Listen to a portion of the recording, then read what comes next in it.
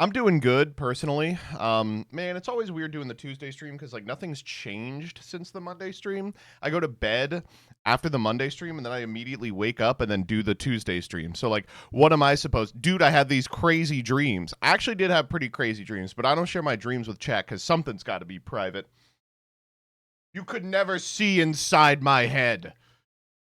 Ugh. Anyway, I woke up late today. Briska had kind of a rough night. She's getting good though. She is getting good.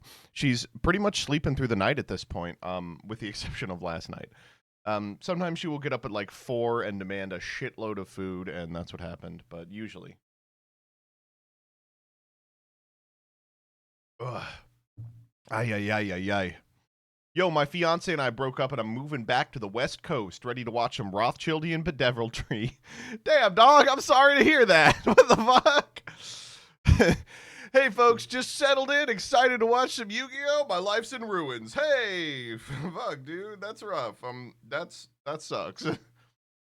Way to sour the mood, dog. Hey, dude, the mood is already sour. We wake up sour. We go to bed angry. Oh my god. Rider Face, thank you for the sub. Casey up to bat, thank you for the prime. My 2-year-old won't even sleep through the night. I mean, I imagine it'll get harder as she gets older. Can we watch some a Fortnite gameplay? Yeah, okay. Sure.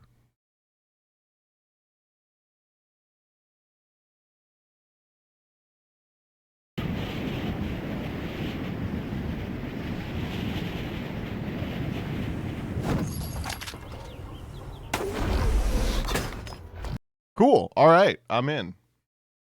Can we get to 500 likes? Can we get a comic dub as well? You know what? Let's. All right, let's see what comic dubs. Okay, we did Player Gave In to Mommy. We could do... Okay, so I think that I'm accidentally getting myself into... When I search comic dub, it's giving me only Poppy Playtime comic dubs.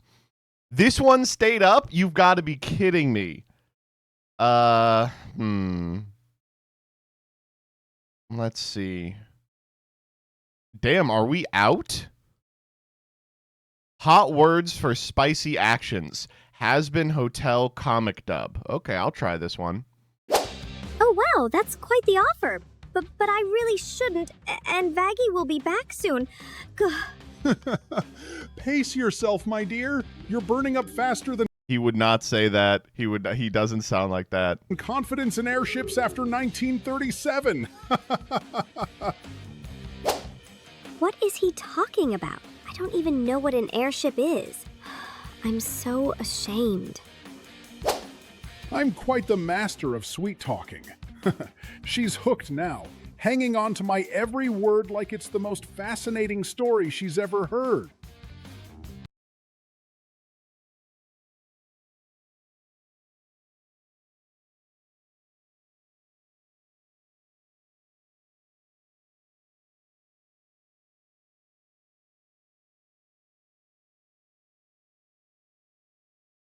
I got into a PhD program. As a reward, can we do no more comic dubs today? You know what? You got it. He sounds like Jordan Peterson. Jordan Peterson, the radio demon. You know, it's strange. Has Been Hotel and The Hell of a Boss seem like something that I should be watching. You know what I mean? Like, I'm like a quirked up millennial chungus. I did theater when I was younger, but they just aren't. It's just not something that I ever got into. It was a little, I don't know what it was.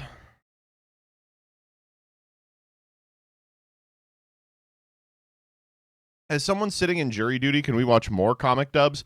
Hey, whoever's doing jury selection, this motherfucker doesn't believe in the law. He'll substitute his own judgment for the judgment of the law. This person hates white people. That's he's watching a terroristical stream right now.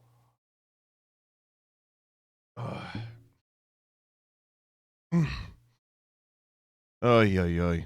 Thanks for helping them get out of jury duty, MBT. Hey, no problem, buddy. No, by the time you're already in there, it's too late. You know, that's the fucked up part about jury duty is you go in and they don't select you, obviously, but while you're there, you know, it takes up your whole day.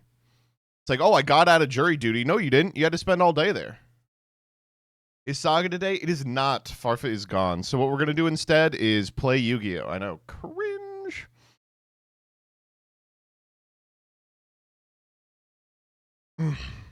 Remember that one guy who tried to get out of jury duty by saying he's racist and it didn't work? Okay, I'm going to be honest with you. That clip is really funny where she's like, yeah, that doesn't really do it anymore.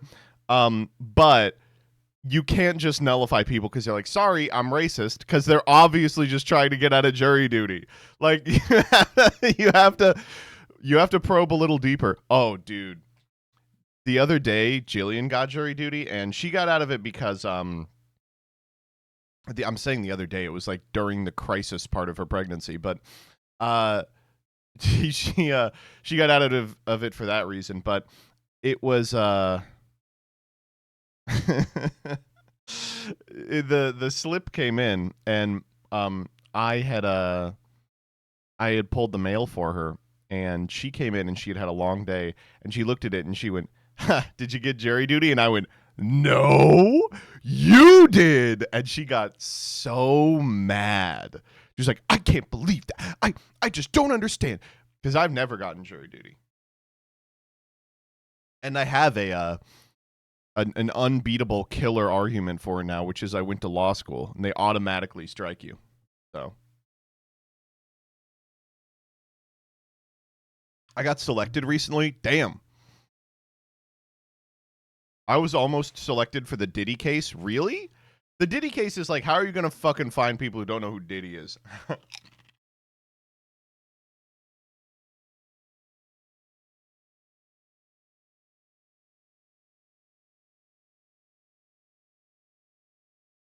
I really want to sit on a jury, but there's a 0% chance I would ever be allowed to. The people who want to sit on a jury, you never want them in the jury. What if I get chosen for the Diddy case, but I say I'm pro-pedophile? Well, he did other stuff, too. He's just like, guilty. Those women were of age. All right. I do want to start today talking about this fucking place that my curiosity got piqued about. The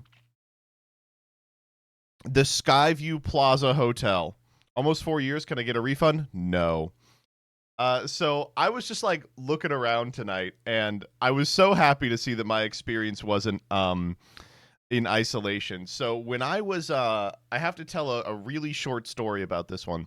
When I was in my junior year of high school, my friends and I, we had like good test scores and grades, and we all decided we wanted to go out of state for college, but we didn't really have like the ability to like go do college visits and stuff on like the East Coast, where all the colleges are basically clustered. And so we were all pretty poor.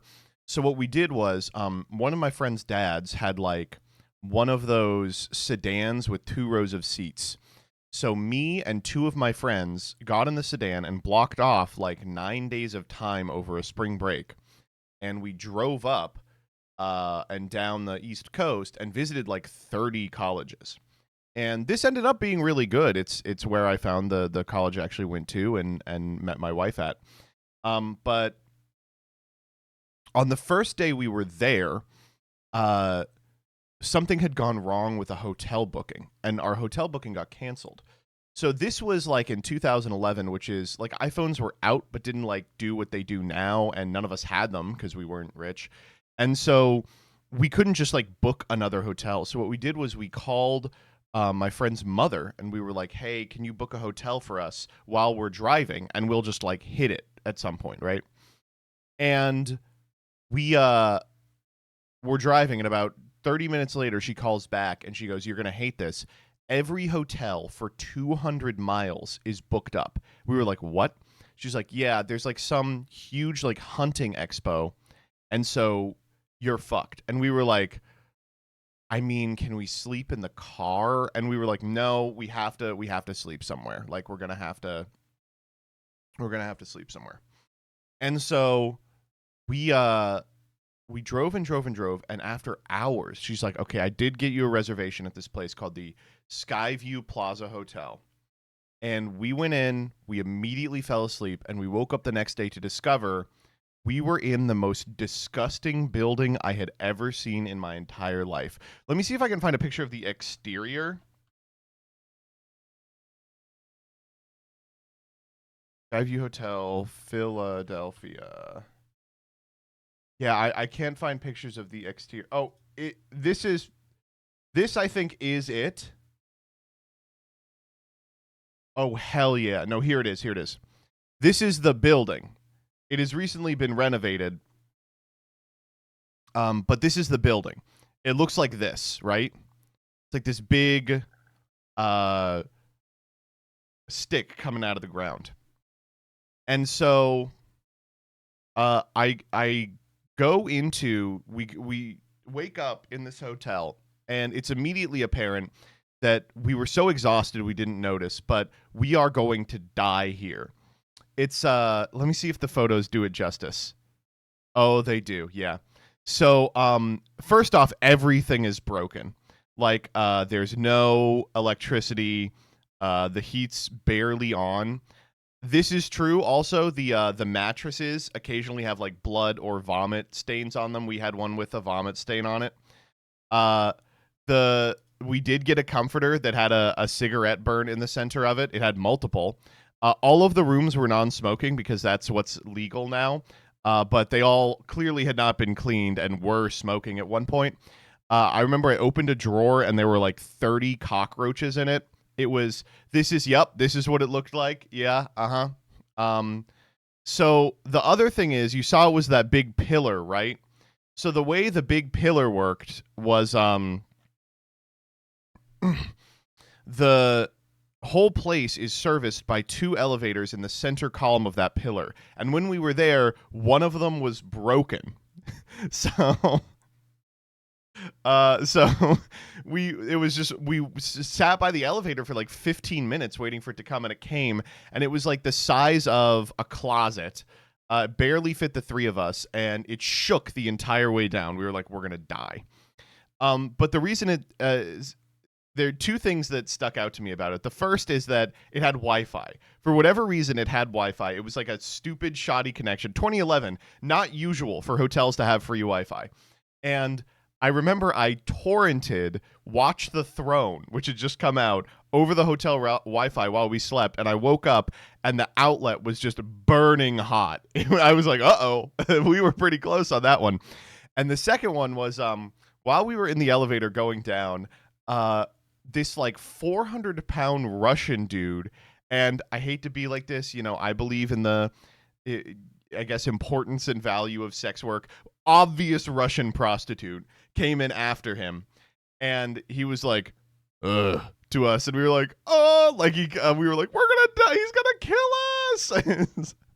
And it was really something. I remember my friend's dad woke up in the middle of the night and realized the beds we were sleeping on had no pillows. And so he went downstairs and asked for pillows, and the woman behind the counter was a real bitch about it. She was like, oh, I guess it's not good enough for you? And he's like, there's no pillows on these beds. Oh, man. This is exactly what our beds looked like, by the way. This is like exactly what they looked like. Holy fuck. Unfortunately, this place is now closed. Oh, it looks like this now. Boo. Cringe. Man. And my room has a pool view. I didn't even know they had a pool. I imagine this did not last long. We were also, the funniest part was, it was like, it's called Skyview, but this is the view. It's like just the parking lot. The view was okay. Free Wi-Fi. What'd I say? Free Wi-Fi. The funny part of this one was that if you go to the reviews, they're all 1-star because it's just obviously a dump. Except some of the 2-star ones are like, listen, the parking here is so good, and it's in Philly, that like it's kind of worth it just to rent like a $30 room and just take the parking. Like, look at the 5-star. I only stayed a couple of times for airport parking when I traveled for business. Cheap airport parking. Never stayed at the hotel. It worked, MBT. I got off jury duty. Great stuff. Oh, man. Okay. That's enough whining. I just went down memory lane yesterday looking at this. It was so fun. And this was the Continental Breakfast area. Honestly, like, way better than we were expecting. We, based on the surroundings, it was like, this is like the fucking Bates Motel, but it was okay. It was all right. We grabbed like all these prepackaged muffins and left. You ate the food? Yeah, the muffins were wrapped. I mean, come on. Oh, man. And the other thing is, it was one of these hotels that had this like weird yellow tinge to everything. You ever been in a location that looks like when they film in Mexico in Breaking Bad? The entire place looked like this, you know? And that yellow tinge is like the result of the like off-white yellow wallpaper decisions that were being made when these places were being built, and just like decades of tar from smoking. Just like if you took like a painter's knife, like a putty knife to the wall, you could get like a jar of tar off it. Oh, man. Good times, good times. I still remember that place this day. I'm so sad it closed. It looks like it closed like under a year after we stayed there, which made sense. It was fucking dire. This guy had a TV? I did not have that. Wow. Yeah, this is like the plug that I downloaded Watch the Throne off of. Oh, man. Okay, let's do some Yu-Gi-Oh. So first and foremost, I think I want to do the Jaxel video. New Jaxel video. It's not long. It's like 7 minutes long because it's about the legendary modern decks. What a good ass album. It also had the torrent I got it from, I remember, also had See Me Now on it, which I think is not from Watch the Throne. I don't really know how to explain this to people who are Gen Z and know Kanye mostly for saying that the Jews did all the wars in the world. But Kanye used to be really good, and he used to write and make songs that were like unbelievably good and then not put them on any album. And the ones that I really liked were See Me Again was expected to be kind of like the closer on My Beautiful Dark Twisted Fantasy, and this is like it never made it past the like demo stage. There's a verse where he just sort of mumbles. He's like, you know, obviously we'll write this later. But this song is so beautiful and also is clearly a suicide note. It's like pretty obviously he intended to release this and then kill himself. And then See Me Now is like this huge oh man. Yeah, it's like this this upbeat like victory lap kind of song, and it's like, wow, I guess he's doing better mentally, but obviously you know, the worst was yet to come.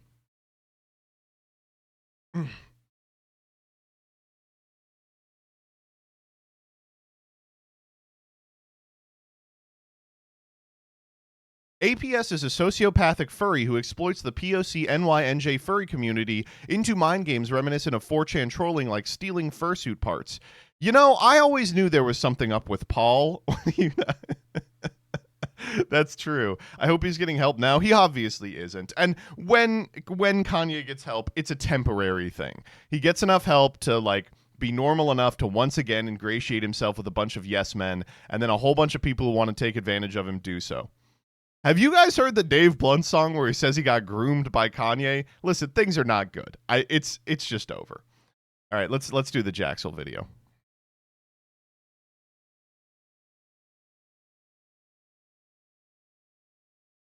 All right, so as always, when we steal Jaxel's content, we are not just watching the video on this stream. We are going to the channel. We are clicking the link. We are subscribing to the Curry Bandits, and we're leaving a comment that says, what a good video. Here we go. This one did not make mid-roll, so you really need to pay off with subscriptions because he's not making money off this.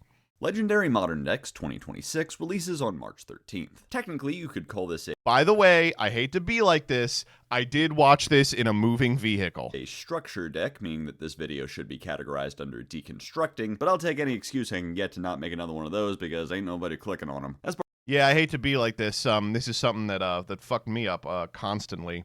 Is if you make the same type of video twice but name one something else, they won't click the second one. part of the reason I skipped the previous legendary decks that had the Junk Warrior support, but the main reason was that I forgot that set existed until Also, it only had the Junk Warrior support. What, are you going to talk about for 8 minutes about Junk Warrior? it came out. And honestly, I think Konami did too. Here's everything you need to know. X-Saber Polina is a Beast Warrior tuner. Okay, so first and foremost, this is my one selfish part of this video, okay? Please, if you are playing X-Saber, send me your deck. I don't care if it's good or bad. I'm trying to build X-Saber and Genesis using these decks, and I can't because there's no base to build from because no one is playing them. That sacks itself on summon to summon 2 X-Sabers from deck, but kill them in the end phase, and if it's used as synchro material, that synchro can either attack twice or directly. X-Saber Bruno is a psychic tuner that can banish an earth from hand, field, or grave to summon itself, searches a Saber spell trap on summon, and can sync during your opponent's turn. Saber We can now recreate the famous Doug moment where he sabers himself. Combination is a continuous spell that summons an X-Saber from hand or deck when you summon one from the extra, summons one from hand when your opponent attacks, and while your grave has X-Sabers in it, Roman numeral 10. all your X-Sabers gain attack equal to their defense. X-Saber Gotham searches a Saber or Gotham spell trap on summon, snipes a card from hand when he does battle damage, and when your X-Saber is attacked, he can come back from grave and take the attack for them. And Commander Souza Swordmaster is an X-Saber that gains 2 for every banished card, draws a card when he runs something over, can protect himself from destruction by banishing a Saber card from grave, and when your opponent activates something, he can contribute an X-Saber to pop a card. This support kinda falls short of pulling X-Saber out of the gutter it was left in, despite Polina being You could call it in the saber hole. pre-errata rescue cat with ignition priority, the pool of monsters you can summon is extremely shallow. You want to use her to make Gotham so you can search second call, so you're going to want to get a 3 and a 4. Bruno is a pretty good 3, but for 4s, your options are pretty much either Boggart Knight, who reopens the class Jesus Christ. How the fuck has it been? Oh my god, maybe 15 years? And we still can't do better than Boggart Knight for a 4? classic argument of is Tin Goldfish an extender, or Garson, who the deck has not developed any Whoa! Who the fuck? You made this guy up. Who the fuck is Garsum? Oh, when this card on the field is destroyed and sent to the graveyard by a card effect, add an X-Saber from your deck to your hand. Okay, I could see that being good if there were any cards that did this. way to make use of. If this video ends up shorter than 8 minutes, I guess we can talk about Piranha for Primite, and It did, and you didn't. we have to talk about Bruno, because his effects are a bit deceptive. Saber back row hasn't really improved much in quality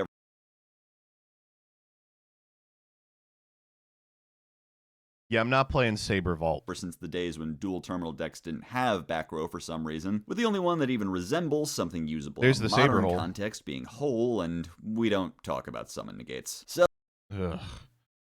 I was like, no, there's a good X-Saber back row. What about Gotham's emergency call? And I'm like, no, that's good against X-Saber. That's good against X-Saber. they had to make a new one off the top of their heads, and I mean, combination does do something if you're already playing. You can use it when you summon Gothams to summon Rakigura from deck, careful not to miss that timing, so you can add back Bruno Oh, God, it really does. to summon with his own effect, while also putting a 1 on board to tune with Polina and to Nat Beast. But it's frustrating that it Okay. can't do anything on its own, or even just off of being searched by Bruno. It makes both of them into kinda bad draws. But then there's also the question of Bruno's quick sync, which could be used to summon Hyunlei, but more commonly it's just going to be a way to trigger combination on your opponent's turn, so that you have something to tribute for Souza, rather than Okay. tribute himself for his once per turn detonation. What He's like, boy, they are so scared of making Detonator again. They're like, we're not making that mistake a second time. puzzles me the most, though, about the support is that even with how little the deck had to work with to design modern support around, these cards seriously don't lean into any of the strengths the deck has going for it. What would you consider a strength of X-Saber? Actually, you know what? Jaxel is probably the one who could answer this question. None of these cards help you find Fall Troll, a Fall Troll is a good card. crazy good extension tool that could give the deck some amount of explosivity. There isn't like a hand quick effect to search with Dark Soul in the end phase to fire Okay, that also would be nice, like a Fiendess. Maybe even a Fiendess that lets you flip it again. during your opponent's turn. And despite fears of what this deck could become, these cards don't really help you at all to loop XX Gothams to have I mean, that's good, but yeah. a real oppressive edge to try to leverage. And before you go to comment, I'm actually glad this deck is bad Okay, fuck off. because I don't want Gotham's hand loop to be good. Consider that I don't really give a shit what you think. As it stands with its unremarkable board of a once per turn detonator, Nat Beast, and some link to like IP, I'm left with no choice but to give this deck the ignominious title of Bad Magnet Warrior. Oh. Well, nothing wrong with being bad Magnet Warrior. Magnet Warrior is really good. Sky Striker Ace Camellia is a generic link 2 that can mill Sky Striker spell if you don't have enough in grave yet, and if it hits the grave, can kill an opponent's monster and give itself to them as a consolation prize, but like, only for the turn. Prototype Sky Striker Amatsu is a link 1 that can replace the effect of a This monster card's with cool. 2,000 or more attack, with killing a Love Sky these Striker Ace replacement link effects, monster, guys. and when it battles, it can pop an ace you control and a card your opponent controls. Combined Maneuver Engage Zeros, a Striker Ace link 2 that needs lights and darks, can't be linked off, negates a big monster on summon, and if it attacks while Ray and Rose are dead, it can Raigeki your opponent's board. And Sure. Surgical Striker Spectra is a link 4 that requires a link, loses the juice if you have no spells in grave, and can negate an effect activated on Chain Link 2 or higher by banishing 2 spells from hand or grave, then pop a card on field. I think they did actually give us Adel Saber. I don't really care. This card Who the fuck is that? kind of sucks. A lot of crap we could skip over real quick here, like Spectra being a big, impractical, not endboard piece that Striker isn't making, because if you can summon a Link 4 with this deck, you've already won. Like, your opponent should have scooped already. And then definitely is not what you're dumping your resources into generically, as some sort of shitty Apollo. This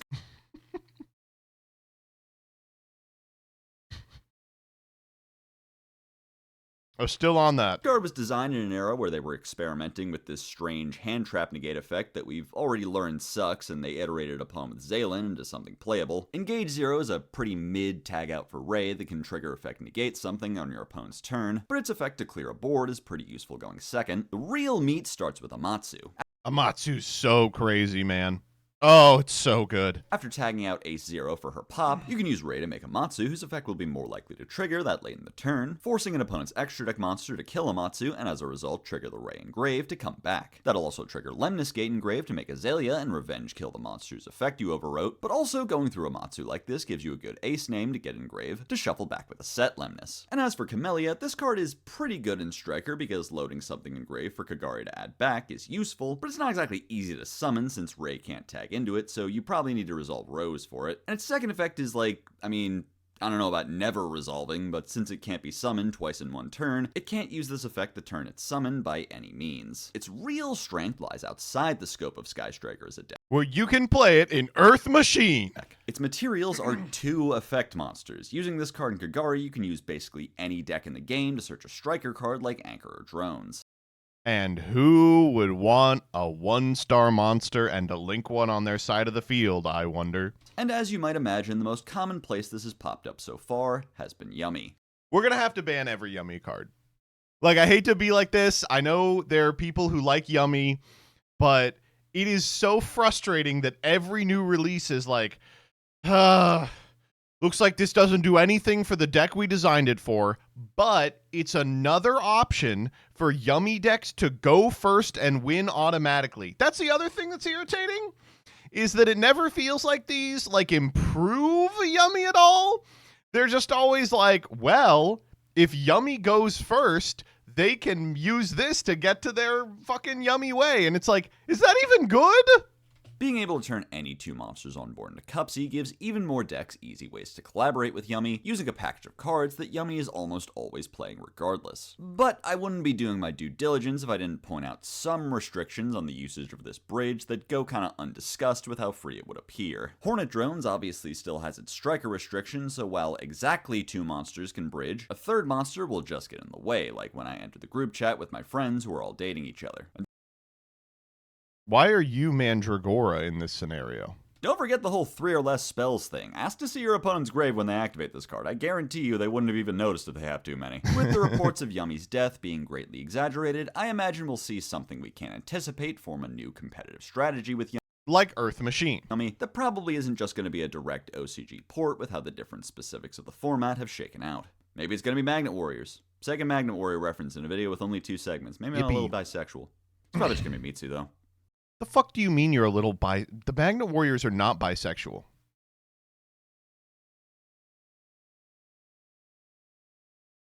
Because they don't go both ways. Get it? And you can get your Mitsu core in this very same product, which obviously is not selling them to you because they're about to be vaporized. No reason to worry about something like that. Wait a minute. Is he not going to do a segment on Mitsu? But they got all those cool cards. I'll just take this little piece of candy from under this box right here. Do I have any closing thoughts? Damn. Last time I had like something to talk about, but this time I'm This is a kind short of caught one. up on shit. Oh, I guess I can do this here.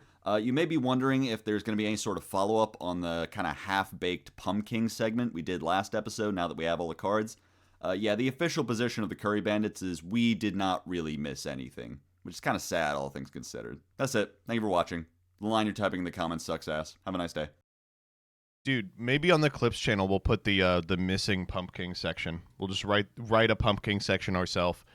Dyer can 1-to-1 copy all the stuff that Jaxel does, and I'll say shit like, Pumpkin the King of Ghosts is Chainsaw Man, Family Guy funny moments.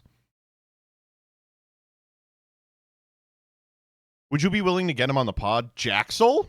Yeah, Jaxel's funny.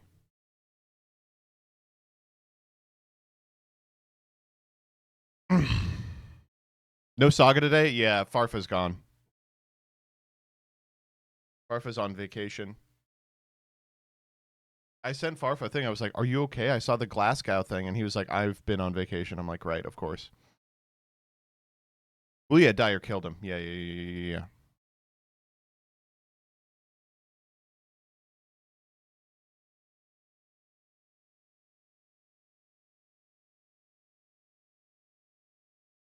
Yu-Gi-Oh, but it's bingo? Welcome to Yu-Gi-Oh! Bingo! Bingo!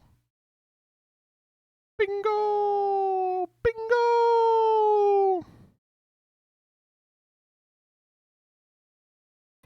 Each week, except with the effect of Summon Reactor SK. Holy shit! He said Flying Fortress Skyfire.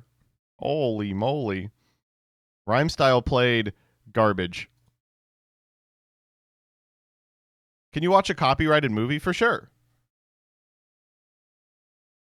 You got to see this if you haven't. Yeah, I'll just click anything in the chat. I'm dumb as fuck. Oh, I have seen this. This is what it's like recording with 2014 Farfa. All right. All right, let's do new cards. This is going to take an hour.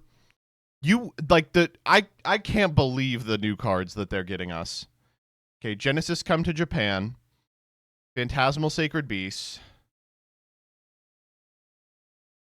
Perfection High Drive Dragon. Hyper Rank Up Ultimate Force. Chaos End Ruler, Ruler of the Beginning and the End.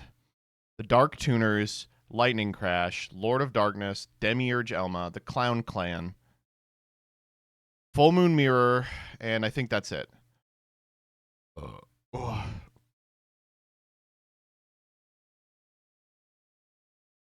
Oh my god.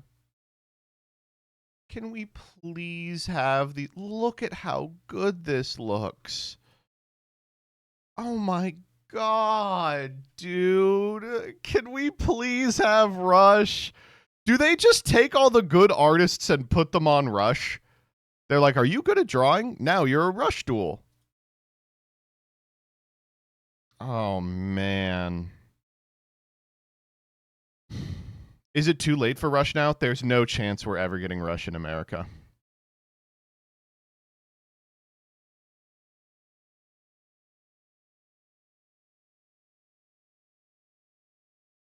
I think it's really cool that, like, that this site, the organization is like, yeah, that's right. So we have news about card releases, leaks, Rush Duel, TCG releases, and then one guy's YouTube. Creative deck profile.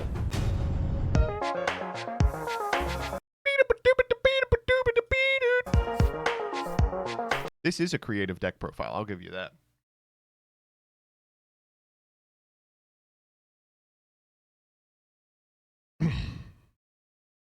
I want to go to the archetype archive. Add Ignister, Assault Mode, ABC, Abyss Actor, Add Emancipator, Adventurer.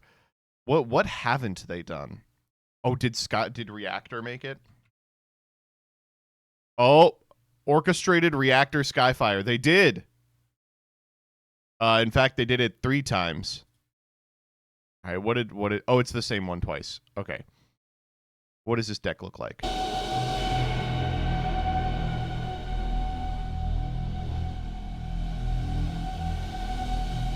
My guiding principles for deck profiles. Oh, it was a Halkdon deck. It isn't a Halkdon deck. It's a Halk deck though. All right. Ready? Oh, nope. New cards, PogChamp. New cards, PogChamp. Genesis comes to Japan? Okay. I hate to be like this. I never thought that this would happen.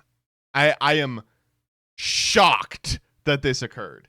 Every person I've spoken to who had a hand in making or producing Genesis always described it to me as exclusively an NA phenomenon. I can't believe that it is coming to Japan.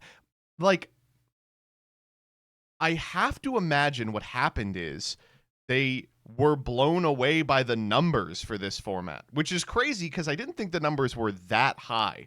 Let me be honest with you. Firstly, this is an enormous deal. Once a thing like this gets purchase overseas, suddenly it can be taken seriously. Secondly, there's a lot of interesting stuff going on in this paragraph. The first is that it is comporting to the existing points list, which means it is an NA invention that the OCG is adopting. Like, the people at Konami of America will still have the ability to set points that will impact Japan. Second, there is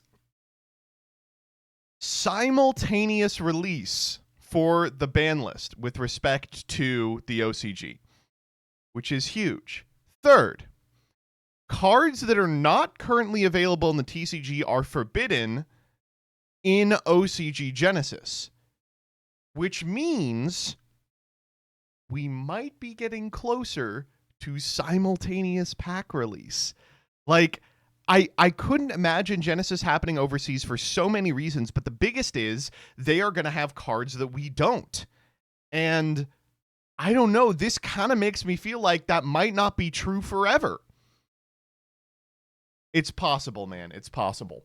The big thing that people are excited about, which I'm also excited about, is if it's available in the OCG, it is possible that they integrate it into Master Duel. And I'll tell you this, if they integrate Genesis into Master Duel, I might just quit the fucking TCG. Like, I've been having so much fun playing Genesis. I intend to play it at YCS's for at least the foreseeable future.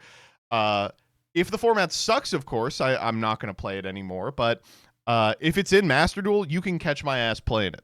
Like, oh my God, I can't believe it. The least possible thing is now possible. I feel like I went insane saying they're obviously going to institute time travel in Master Duel, and they didn't. And then I'm like, but they'll never institute Genesis in Master Duel, and then they might, you know?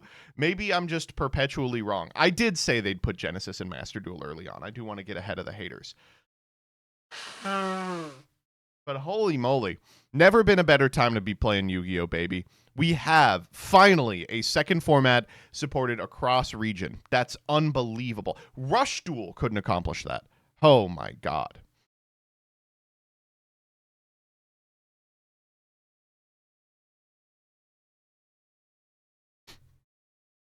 Did you see Fargo dooming about this? Who, Farfa? Farfa sees the word Genesis and his brain turns to mush. He goes, poopy, poo, poo, poo. Listen, Here's the sell for Master Duel players on Genesis. People aren't playing Maxi or Droll and Lockbird. There. Farfa, why I'm quitting OCG Genesis. Well, he didn't quit collabs after he made that video, so he can just hop back into Genesis. It's okay. Also, OCG having it means some set will have cards designed around it. Well, the thing with Genesis is that any card could be suspect for playability. It just depends on how they tune the points. All right, next up.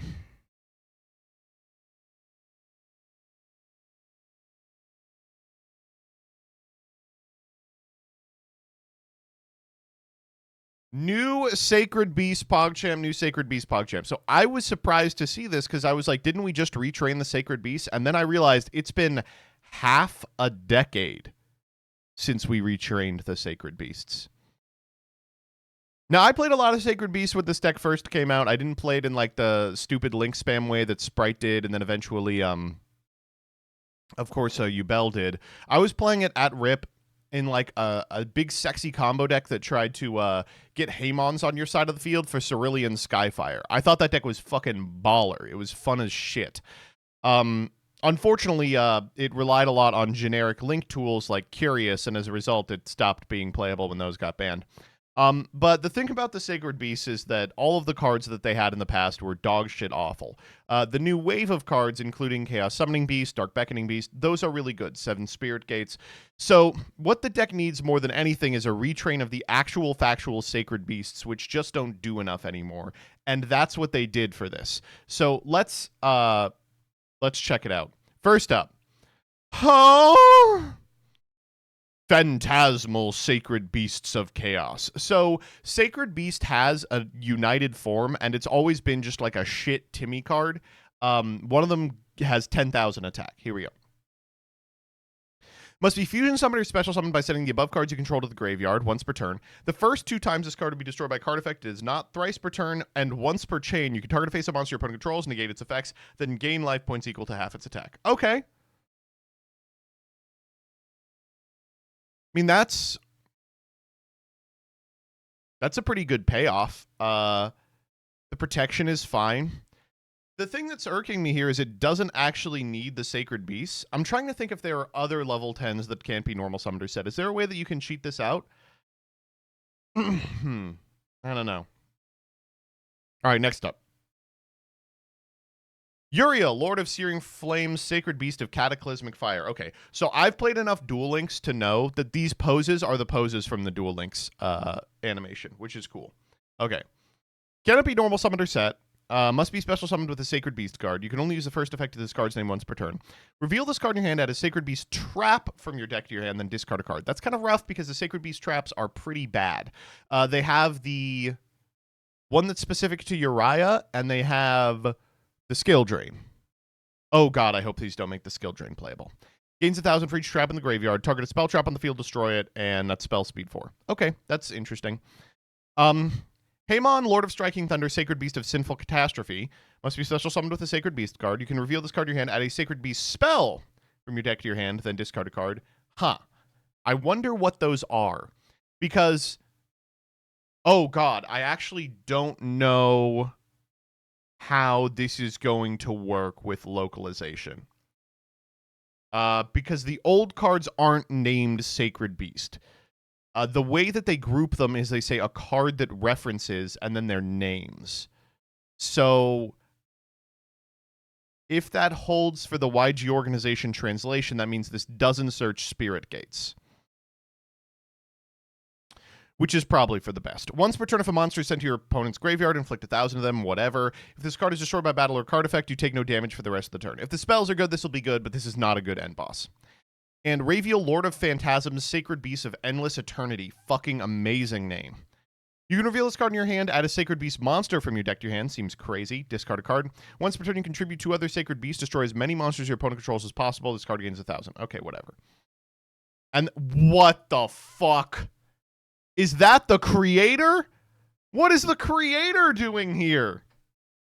The orchestrator of the Sacred Beasts. You can only use the first, second, and third effect of this card's name once per turn. Reveal this card in your hand. Discard a card. And if you do special summon a Sacred Beast from your hand in defense position, except a level 8. Okay. You can discard a card. Special a Sacred Beast from your hand or graveyard in defense position, except a level 8 monster or the discarded card. You banish this card from your graveyard, special summon a sacred beast from your graveyard, except a level 8. Wow. So this, first off, means that the creator created the sacred beast. Finally, we get creator lore. Secondly, so this card is meant to be added to your hand with Raviel. You use its effect to... Oh, you can't summon itself off of itself. So how do you get the other effects? So you're meant to discard one of the sacred beasts and get it off the banish effect. And you're meant to get the other from your hand. Seems like the third one's kind of difficult to get to. And then, Martyr of the Sacred Beast. Okay, new guy, PogChamp. If this card is normal or special, you can place a Sacred Beast field spell or continue a spell trap from your deck face up on your field. Uh-oh. Yeah, that might be a problem. Hold up. I'm opening EdoPro.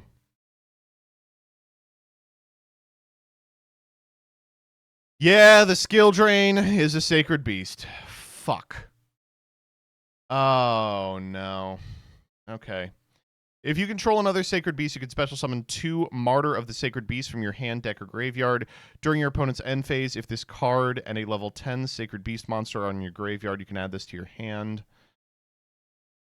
Okay, here are the cards that we will be searching. Unleashing. Add 3 Sacred Beast monsters with different names from your deck to your hand, then discard 2 cards. Okay, well, this is crazy because you can add, of course, Orchestrator and then banish it to summon the one that you added. The other one that you sent to the yard. If this card is in your graveyard, except the turn it was sent there, you can banish it at a level, grab the guy. Fallen Paradise of the Sacred Beast. I guess this replaces Fallen Paradise. Thrice per turn, you can send 3 other cards of the same type from your hand or face-up field to the graveyard to special summon a Sacred Beast from your hand, deck, graveyard, or banishment. And if you do, it's unaffected by your opponent's spell trap effects. If you control a Sacred Beast whose original level is 10, you can draw 2 cards. Okay, interesting. Cerulean Skyfire 2.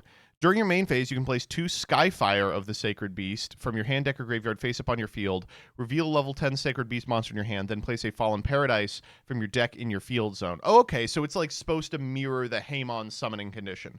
I get it, okay. Destruction Chant of the Sacred Beast. This is the Uriel one. Special summon a Sacred Beast from your hand or graveyard in defense position. Then if you control 2 or more Sacred Beast monsters whose level is 10, you can negate the effects of face-up card your opponent controls, and if you do, destroy it. Banish it to summon a Phantasm Fusion monster from your extra deck. Interesting. And Divine Abyss of the Sacred Beast. During the main phase, you can put 2 of those. Oh, this is the Uriah one. Send 3 face-up Divine Abyss you control to the graveyard, then target a face-up monster your opponent controls, put it to face-down defense position, put it at the bottom of the deck. Huh. Man, I hate to be like this. I don't think these are great. Yeah, I mean, wow, I was so excited for these, but they don't seem fantastic. Oh, here's a replay.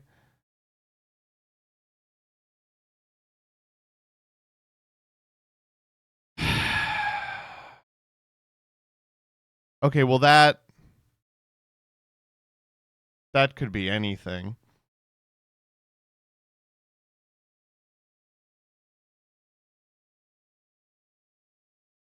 Okay, you go Hamon for Unleashing for Martyr and Creator, and Raviel. Then you discard the Martyr and the Creator. Creator to summon out Raviel. Or to summon out Martyr. Martyr to set Skyfire. Set 3 Skyfire and the Field Spell. Field Spell, send them. Summon out Hamon. Martyr to summon 2 guys. And then, because you're not locked, you go Yummy. Okay,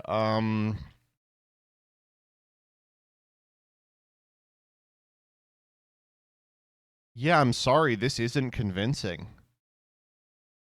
Sending EMP Meow Mine. Like, am I crazy here?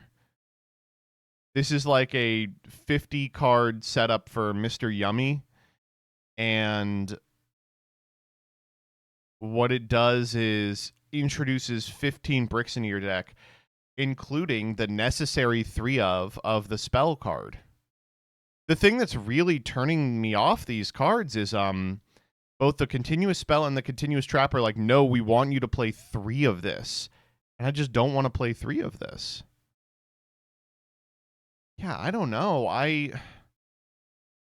I'm really not feeling it. I want to be feeling it really badly. Like, I love these cards. I think they're interesting, but I don't know. What the hell did you link me? Duel Simulator, my outage chip plus... oh, this is what the OCG uses. Okay, so we lead... oh my god, with the old one. Oh, this is... okay, they're using the old one to represent the new one. Okay, I see. Creator, overlay these 2 for Mercurium. Wait, now we're fucking talking. Oh, that's it.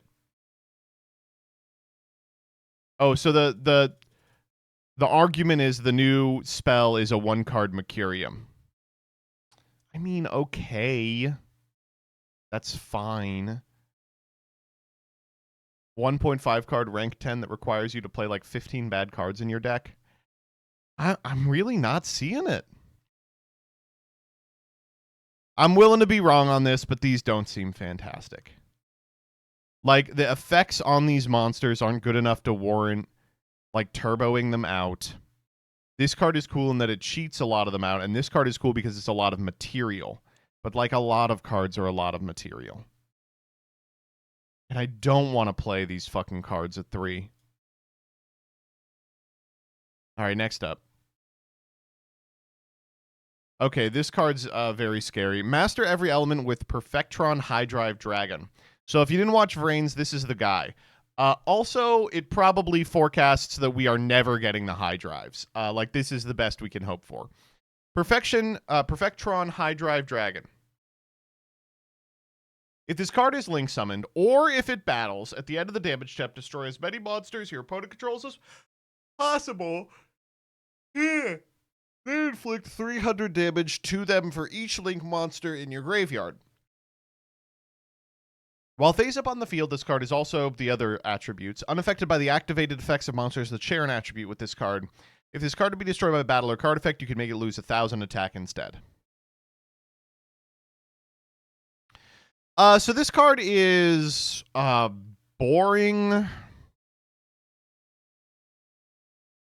Like, on one hand, Joshua Schmidt, thank you for the big-ass raid! We're going through the new cards, PogChamp, and then we're going to play a little Duelist Cup. So if you were watching Josh play Duelist Cup, now you can watch a true duelist play Duelist Cup with good decks and great gameplay.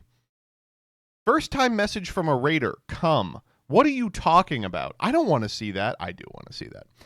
So, if you're unfamiliar with the high drives, here's how they work. The high drives are little freaky worm guys who adapt to the attribute of your opponent's monsters. They don't do anything. That's kind of the frustration with Bowman's deck, is that it doesn't actually do anything. But in the final duel, he assembles all the high drives to make this card, Perfectron High Drive Dragon. And the reason that it's light, fire, water, wind, and earth is because those are the Ignis that Bowman absorbs, and the dark Ignis, is the one that, you know, he doesn't absorb, that beats the hell out of him. This card is unfortunate because that material line, 1+ Link Monster, is really the only thing that matters about this card. It is a dark hole that lives in your extra deck that you can make after making Underworld Goddess. So far, people have figured out 15 different FTKs with this card because it deals damage to your opponent and you can activate it turn 1.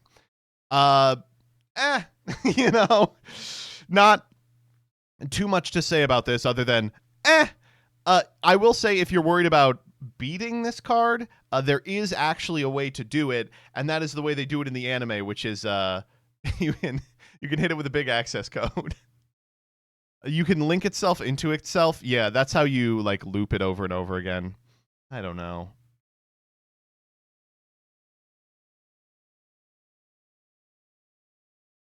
You mean Dark Fluid? Is it Dark Fluid? I'm thinking of the finale. He kills the Arrival Cyberstatic Nister. No, this card sucks. Sucks as in it's going to be unfortunate to play against. I mean, it's a fine card. It really takes FTKing to a whole nother level. Next up. Okay, so last week, I don't know why they did this. They released like 19 cards that we all thought were going to be anime only. Okay? And one of them is this, Hyper Rank Up Magic Ultimate Force. All right, this is a spell card. Now, this one's suspect for playability because Utopia is currently playing Hyper Rank Up Magic Utopia Force, and they would love to stop playing this fucking card. All right, here we go. Target a rank 9 or lower Utopia or Utopic Xyz monster you control whose original attribute is light. Special summon a rank 10 or higher number Xyz monster from your extra deck using that monster you control is treated as an Xyz summon, and if you do attach this card to it, a number 99 monster that has this card as material gains this effect. Once per chain, when your opponent activates a monster effect during the battle phase, attach material from this card and destroy all monsters they control.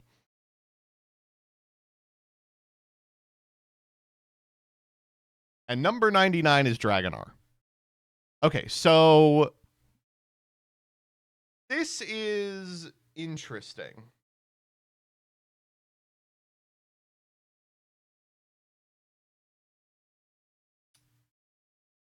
The utility that Hyper Rank of Magic Utopia Force gives to Utopia is that it attaches itself to the monster. So a significant amount of the cards that you want to cheat out with Dragonar do need a material underneath them. Hope Harbinger comes to mind.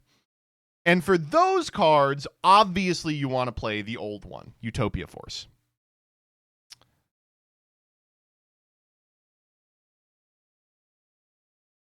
But this is a little more flexible in terms of what it can target. I'm trying to think of like a justification for playing this over Utopia Force. Hope Harb doesn't need material to negate. No, it needs material for the redirect, which you use to OTK.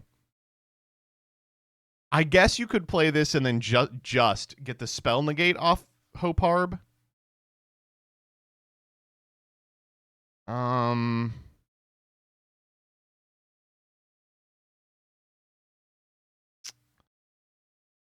Does the number 99 effect matter? That's the frustrating part, is like the bonus for playing this card is that if your opponent is illiterate, you can destroy all monsters they control. I guess it basically functions as like Sagenpai Trident Dragion. Like it prevents them from activating a monster effect in the battle phase. I don't know. Man, okay. Listen, these anime cards, some of them are going to be bad. All right, you gotta get over it. Some of them are going to be bad. They're going to be used in the anime in a very specific position. Man, that's really unfortunate because getting rid of Utopia Force would have been really good for Utopia. All right, okay. This one I got a lot of DMs about. The Chaos End Ruler of the Beginning and the End. So it's weird that they made this card. This card is featured, I think, in Jaxel as a cover card to a Chaos deck that is just shown for a second. It's never played, ever. The reason that I got a lot of DMs about this is because I used to do this series called Turbo Tuesday, where I would take like a stupid card you were meant to turbo out and like rate the efficacy of just getting that card out, right? Like a Towers monster. And the most successful by miles was Chaos End Ruler of the Beginning and the End. And the reason for that is because, as written, this card wins the game. So, let me just read you this card. Must be special summoned by banishing a Light Warrior and a Dark Fiend from your graveyard. Okay, a little more difficult than normal, Chaos Ruler. When special summoned, cards and effects can't be activated. Pay 1,000. Banish all cards from your opponent's field, graveyard, and hand. Then inflict 500 damage to your opponent for each card banished by this effect. Okay, so it's said. It's better said. That's the concept, is that it's better said. So here we go. Can't be normal summon or set. Must be special summon from your hand by banishing a Light Warrior and a Dark Fiend. Special summon can't be negated. Can't activate cards, effects, and special summon. Pay 1,000. Banish all cards your opponent controls and in their graveyard. Inflict 500 damage to them for each card banished by this effect. Okay. They got rid of the hand part. That's all they did to this card. They got rid of the hand part. And getting rid of the hand part basically fixes this card. This card's now totally okay to print, I think. It's like, it does kind of ask an interesting question, which is it okay to print a card that just reads win the game going second? Like, this is as close as you can print to a card that says win the game going second. It immediately demands a negate out of your opponent's end board. It does win the game if it resolves, because it's going to hit like a truck. But I think it's okay. This Light Warrior Dark Fiend thing is kind of hard to set up. There's not a ton of stuff that triggers it. I mean, notably, one thing that does trigger it is fucking Burning Abyss. So you can bet Farfa's going to make a video where he summons this card. But I think Lithium was also saying he could play it in Monarch because there are targets. Hero can set it up. Yeah, but you got to draw it. I don't know. I'm gonna try a Chaos deck playing this card, but don't get your hopes up. I don't think it's gonna be particularly good.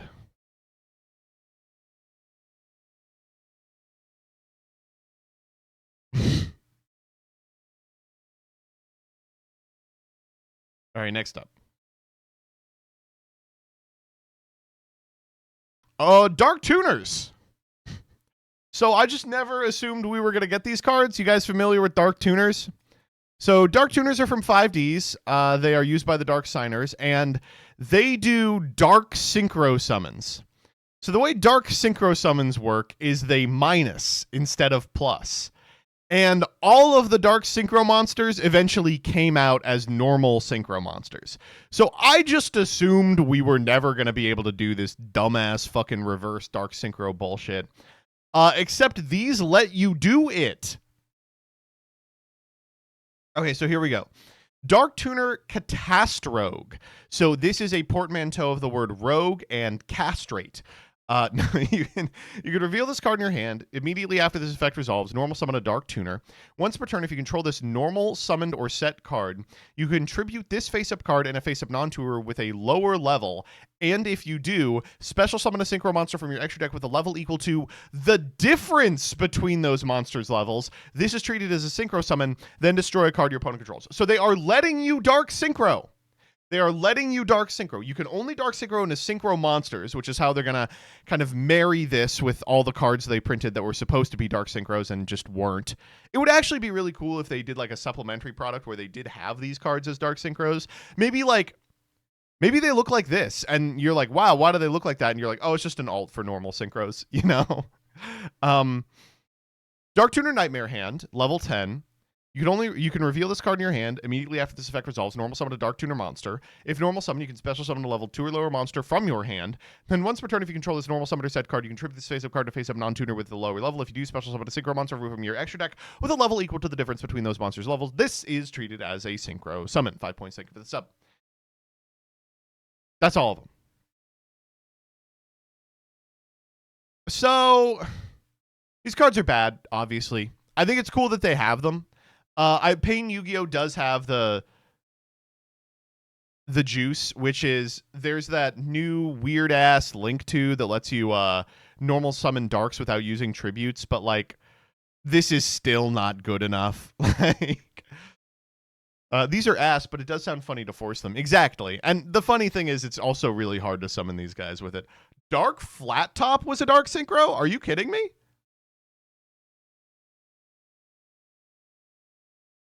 Dark Diviner. Fuck that card.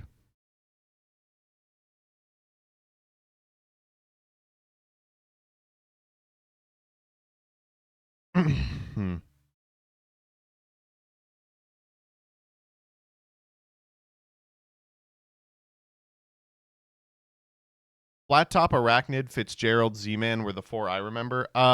They had the other 3. It was Moondragon, Keela, Diviner, and one other. I thought one of their guys made a bunch of tokens so you could tribute some of them. We'll get him later. Next up. Lightning Crash. This is an irritating one. Kaminari. Lightning Crash. You can only activate a card with this name once per turn. Add a thunder monster from your deck to your hand. Oh my god! And if you do, you cannot normal summon or set monsters with its name until the end of the next turn after this card resolves. This card's good. There are some interesting targets. All the Thunder Dragon guys are fine. It's gonna go fucking crazy in Deep Draw Exodia. I think probably people are gonna play like Nemesis Corridor for nice. For Thunder Dragon Colossus. Wait, why does he look different? That's not what Dark Flat Top looks like. What? That's Dark. This is Dark Chode Top. Where's the rest of him? Eugh. This card's interesting, but not super exciting.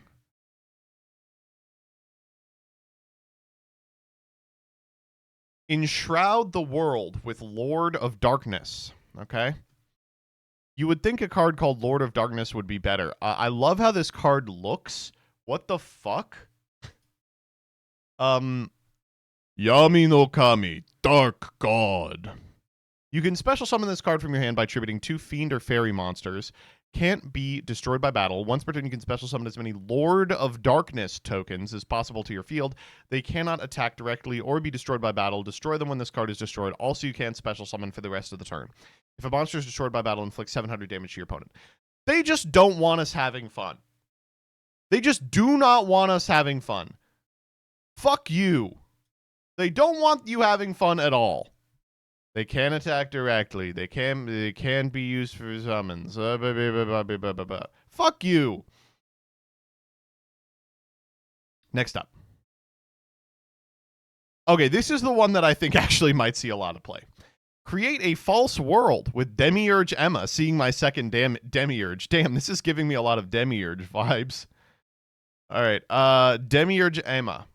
You can send 4 monsters with 2,400 or more attack and 1,000 defense from your hand, deck, or face-up field to the graveyard. Special discard from your hand. 4 cost. You can target 1 spell trap on each field, destroy them, then special summon a homunculus token to each field and defense position, and if you do, this card gains 1,600 attack. So this is a Monarch card. This is like obviously a Monarch card. Kind of the weird part about it is Monarch can't really do too much with Snake Rain. Like, the thing that they expect you to do with this card in Monarch, I guess, is you send 3 of the new Eidos and Erebus, or you send fewer of the new Eidos because you only really need the 1 in Yard. So, like, let's say 1 new Eidos, 1 Erebus, a guy you want to get back with Erebus because Erebus can get anyone, and then some other 4th card. That's not like game winning because it does need like additional setup, but it is like good. Like, it is not terrible. Let me just see what Lithium's cooking with this. I bet he's got some stupid shit going on. Yep. He's Yo, what's up, guys? Welcome back. So, new Monarch support from all. New Monarch card fixes the deck's biggest problem. Okay, he is in on Mega Zaborg. He's like, okay, what you're going to use this card for is getting access to Mega Zaborg. Expected this right after the new support from past year, but what was it? New anime cards. So it's probably 2 Eidos, Erebus, and Mega Zaborg. There, the new Dark Chaos Testalos, right? So now that kind of makes it indirectly searchable, if that makes sense. So does this card have potential? And I feel it might have potential. The most important card for the deck is, the one that reveals 3 and... I do want to point out, you didn't need Demi or Gemma for this hand. He's already got Zaborg. Your opponent picks 1. And the other 2 are sent to the graveyard. So that's the most important card for the Monarch deck. And if your opponent is able to Ash Blossom that, the strongest hand trap against this deck, you're in most situations you're not able to get off your engine unless you open really well. I guess I'm not like conceptualizing this deck in the same way that Lithium is, because he's talking about like it prevents you from losing to Ash Blossom on the powerful cards that go -1. I don't worry about Ash Blossom when playing Monarch because I'm playing it in Genesis. So I guess I understand that. Like, this card being a mechanism to beat Ash Blossom in hands that get Ash Blossomed on their powerful card that gets them access to the big guy. I get that. I understand that. This new card definitely helps out with that. Also, yeah, because good against Droll. card again Also, not once per turn this gives save us board. access to an Erebus in the graveyard. And you realize he popped the Ama there because he didn't have the ability to chain block and he didn't want to lose to Ghost Ogre.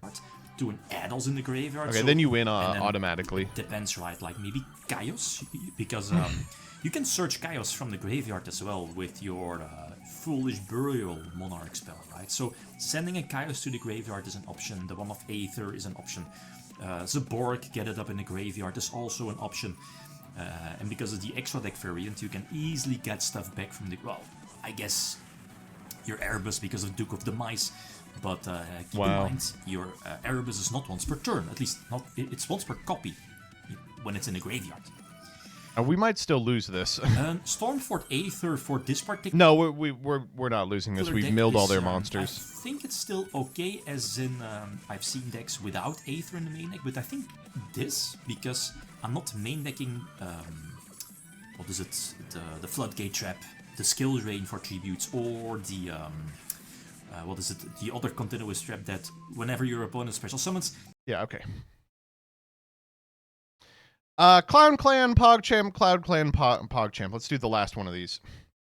Full Moon Mirror. Each time a monster is destroyed by battle or card effect, place a full moon counter on this card for each. You can remove full moon counters from this card, then activate one of these effects. Either special summon a level 6 or lower monster from your hand to graveyard, or add a level 10 monster from your deck to your hand, or special summon a level 10 monster from your hand to graveyard.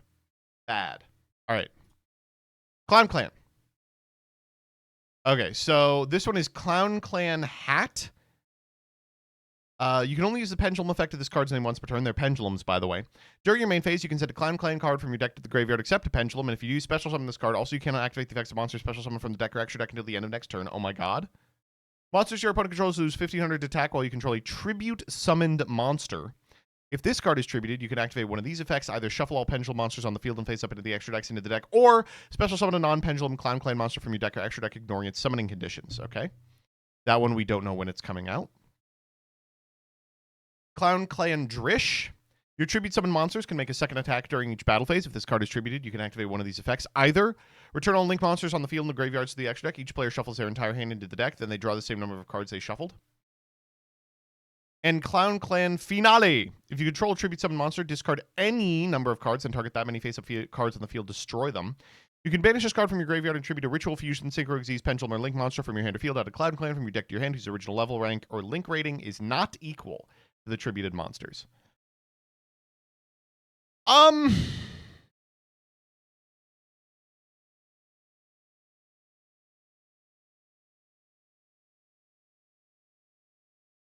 So there's some interesting stuff going on here. Firstly, Hat is hard to get a handle on, which is good because it's the one that's not coming for a little bit. Clown Clan Drish is the card I am most interested in. If you recall, the previous time that we looked at the Clown Clans, the deck went like plus infinity, but it has like the Vanquish Soul problem where it's going plus infinity into Clown Clan cards. And those cards have very narrow utility or they're not super powerful. So Drish just makes it so that after you've done all your shit, you go, and now I will shuffle my hand into the deck and draw cards that do something, right?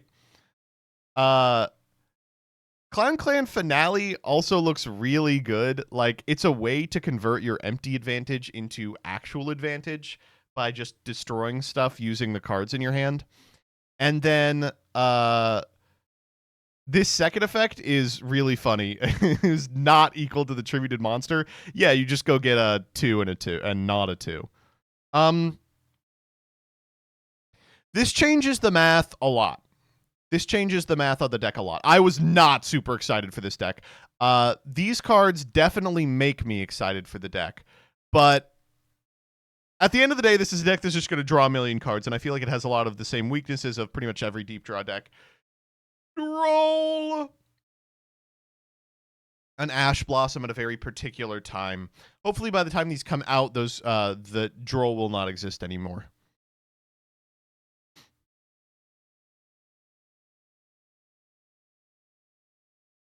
That sends new cards PogChamp. Not playable in Genesis XD. Link, Pendulum, boo.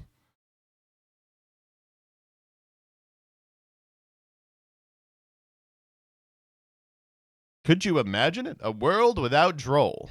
Da-da-da-da-da-da-da.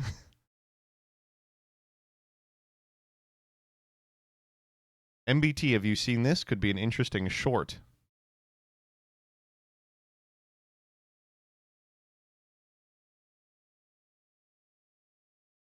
Is there a guaranteed winning strategy in Yu-Gi-Oh? Mathematically proven and reported. If it exists, it's unknowable. Professional completeness surpasses Magic the Gathering in complexity. Okay. Good. Fuck you, Magic. Any time that we can take a victory lap, we will. Throw your opponent's deck into the sea. Victory is guaranteed. You're saying that, but this guy on the right lost.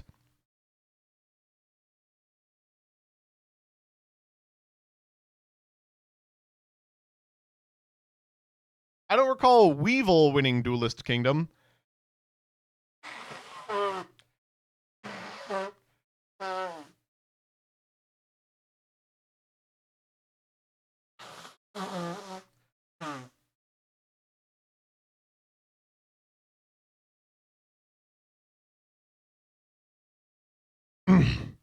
Oh, this is not a long paper. I mean, but it's math, though, so I'm not going to get it. Can we watch Family Guy clips? Yeah, why not? Can we do a comic dub? If you insist! No.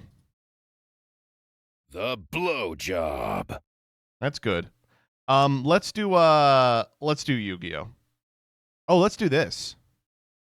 Hi, how you doing? I made this song for my enemies. I made this song for my enemies. I made this song for my enemies. Hi, how are you doing? I like this song a lot.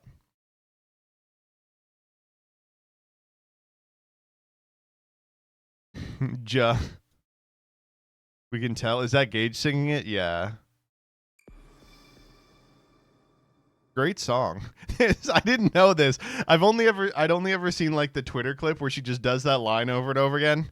And they're like, this is so annoying. I was like, you know what? Let's listen to the whole thing. It's like under 2 minutes. And I did. There's a verse where she's like, I'm racist. I hate black people. I was like, oh my God.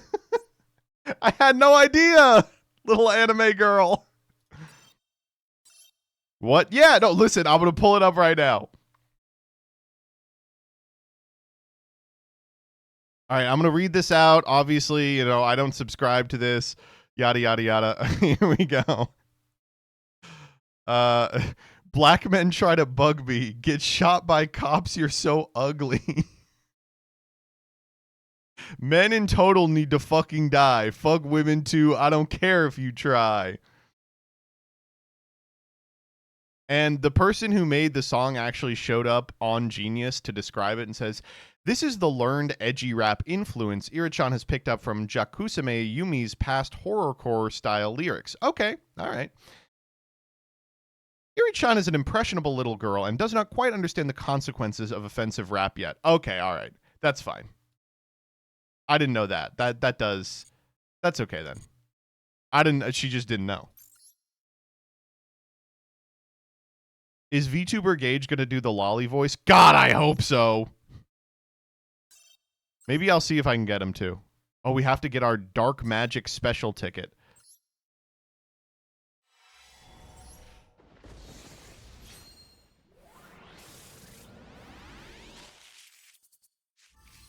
Wow, thanks for the Dark Magic special ticket.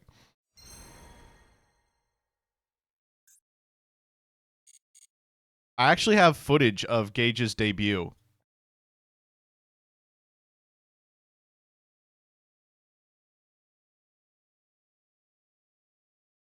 Started because I'm already messing up a whole lot. So, let's go to my room. Mind your ears because the sound is a little bit loud. Mind your ears. It's so funny that she was going to do that forever. She was like, that's going to be my voice forever. I love the fog is just crashing her computer. Gage would not say that. This is what Leah streams are like, by the way. That's true. What I like about the Leah streams is there's like a 15% chance the stream is totally fucking unwatchable. And unfortunately, those are the streams that I like the most.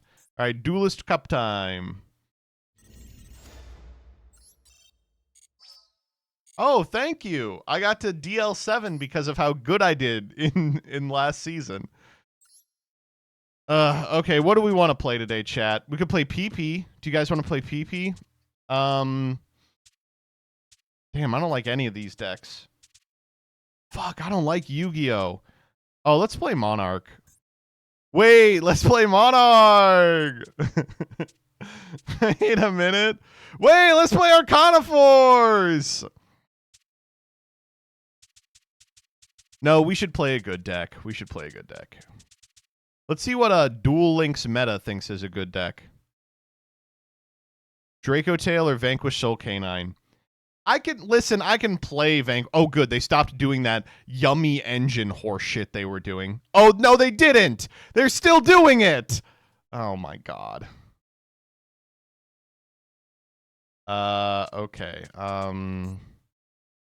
Let's see how my Canine Vanquish Soul list compares to theirs. They are playing almost the exact same. This is the exact same list. Guess they're playing Perulius. You know what? Fuck it. We're playing Dark Magician. We're playing Dark Magician.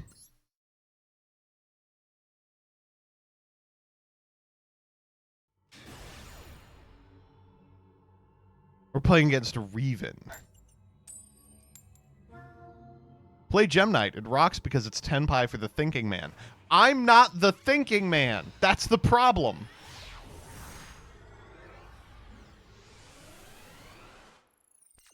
Where's the music?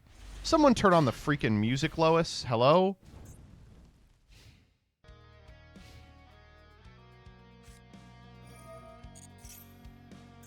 Nightmare Throne. All right, Infinite Impermanence. You're going to have to get there.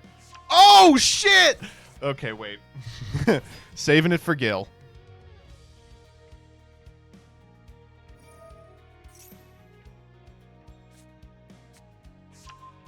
This better do it. It does often do it, I will say. Is Doomsy good, or is it just Genesis Copium? Doomsy is not good. Yeah, it's Genesis Copium. Did they put Doomsy Charge in? Is the second wave Doomsy stuff in?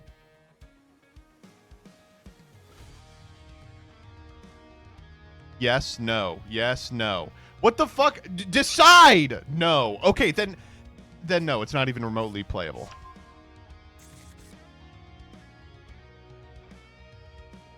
The one that pops from deck, yes. The Penned Power Patron, no. Okay, then it is. I mean, it's probably not a real deck, but it's more real than it would have been.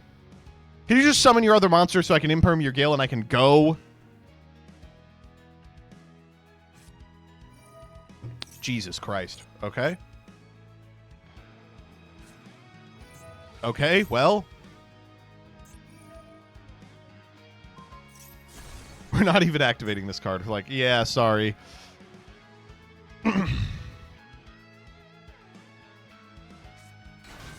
Copernicus. Copernicus, send a Necro Slime to the graveyard now! Alright, here we go. This actually does just win the game if we negate Gil. Wow, this is a really unfortunate hand for them. Both these guys go to the face-up extra deck. Yeah, I'm so sorry about this, buddy. Yep. I almost don't want to do it. It's just too mean.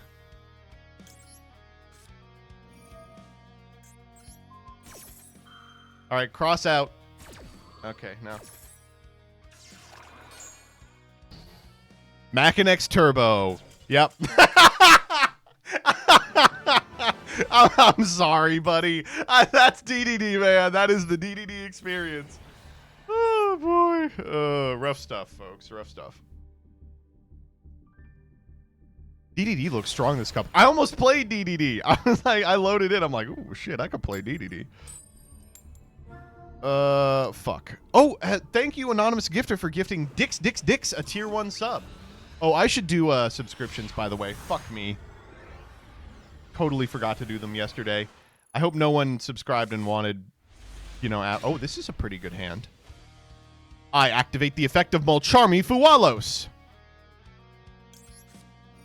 Okay. Rev Jr., thank you for the 10. Rathiel, thank you for the 38. 5 points, thank you for the 57. The Real Comyar, thank you for the 37. Mika Shot, thank you for the 39. Saints Fan 707, thank you for the 10. No, that's fine. Thank you for the 2. Doctor Strange Show, thank you for the 41. Faust Pixtis, thank you for the hundo. Nightmare Pack, thank you for the 49. Unevener. GGC, thank you for the 21. Rider Phase, thank you for the 42. Casey Up the Bat, thank you for the 2. Mikhail, thank you for the 36. Fluffer, thank you for the 33. Silver Speed, thank you for the 43. Sophie Soap. Dude, I think it actually might be worth drolling here.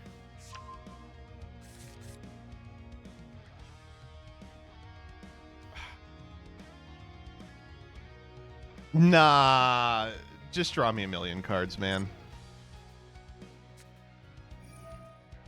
Thank you for the 32. Mamausi, thank you for the 6. Ballin Baloo, thank you for the 22. Austin CK, thank you for the 52. Number Hunter, thank you for the 53. Zen2701, thank you for the Gifty to Dyer. Luke Von Karma, thank you for the raid. Dan Dankin, thank you for the Gifty. And we are now caught up.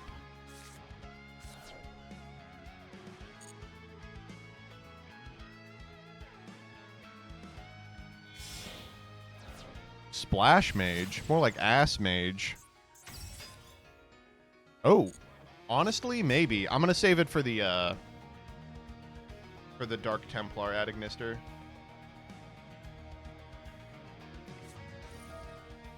Okay.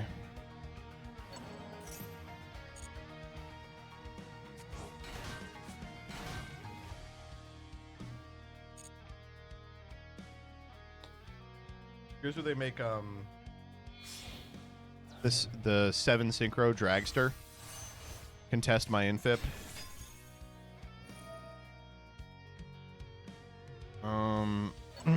That's a good card.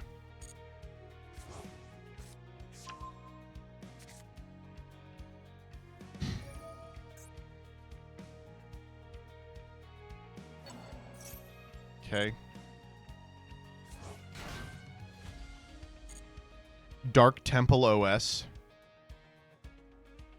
We have to stop him before he synchro summons the realistic elephant. Okay. I am gonna ash this. The AI spells are too good. Can you beat 6 mana Rival Cyberse? Well, they're not gonna get to 6 mana Rival Cyberse.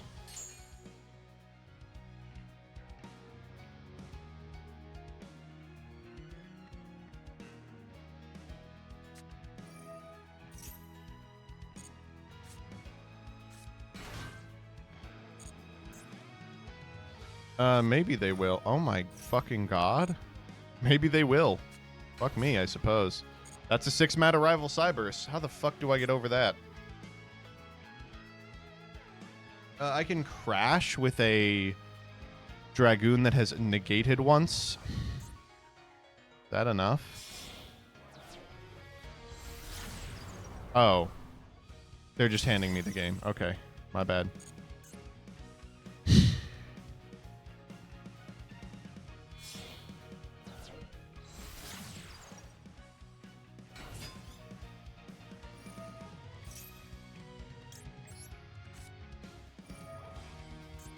Why didn't they activate transcode? Am I crazy?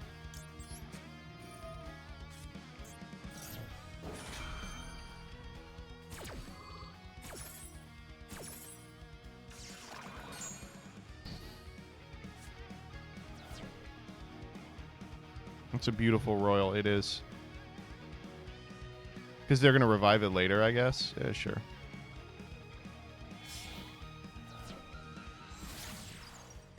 Okay. Okay, hold up. I mean,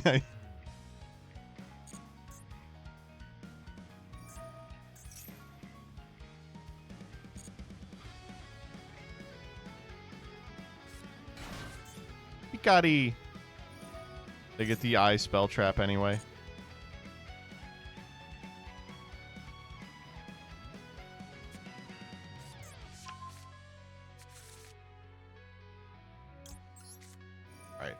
That ought to put a stop to that.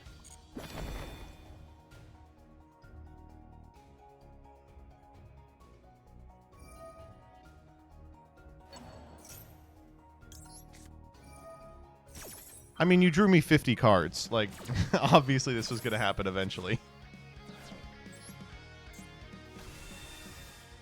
Why here? Because I don't want them getting back transcode. Transcode is so much link material that they could just go into something scary immediately. And there's nothing they can do here. There's one unknown in hand. They can't activate the other card because they're under draw.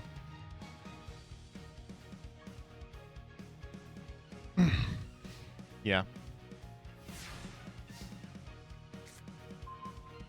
Okay. DMG, the evil MG.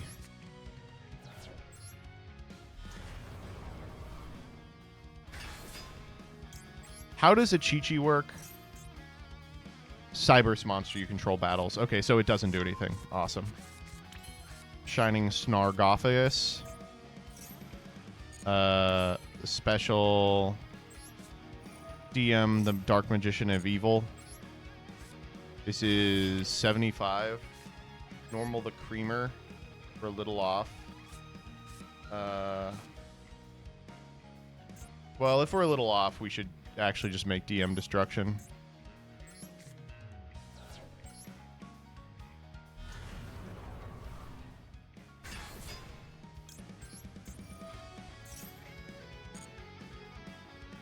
Grab Timaeus. Alright, we win. Combat. Yeah. Well, that was a fun game. I'd like to thank Fualos.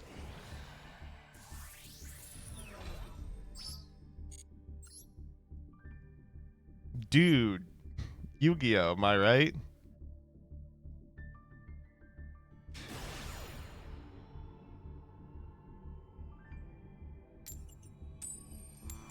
Ooh, we're going first. I actually think we want to go second. Like...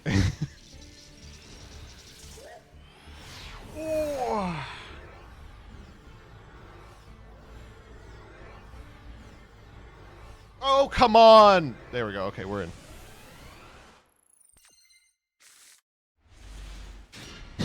Perfect. Shit, don't have Maxi. Please don't have Maxi, dude. Please don't have Maxi. All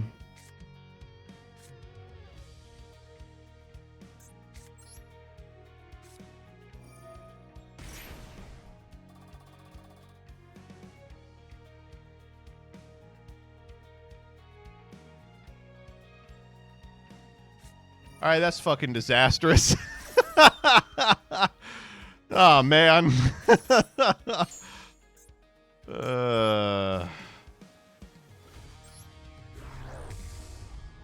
Okay, we lose. I'm gonna give them a bunch of draws, I think.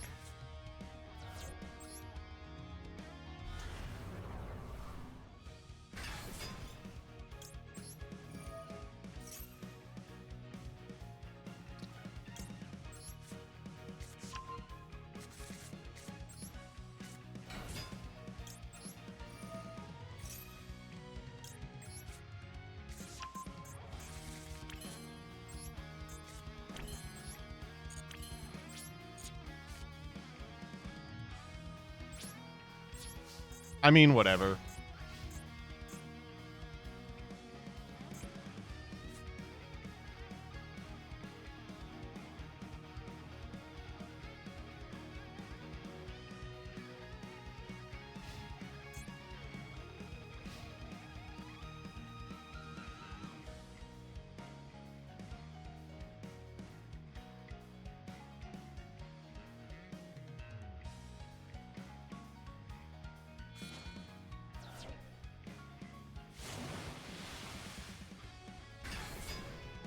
Wow, excuse me? Yeah, for sure, buddy. Holy! Damn, looks like I shouldn't have gone for Dragoon after all. Yeah, okay, well.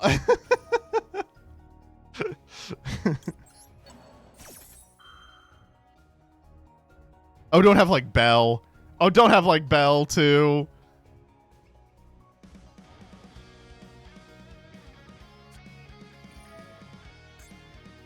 Ah, son of a bitch. Okay.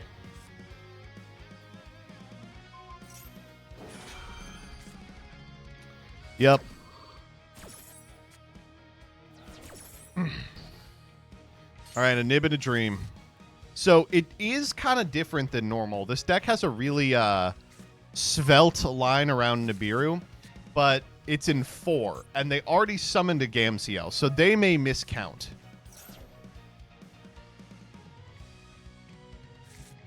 Oh, from hand. Wait a minute. We may have this. We may have this.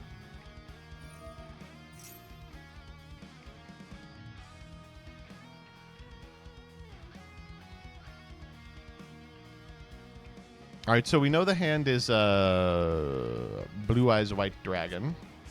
They go Wishes.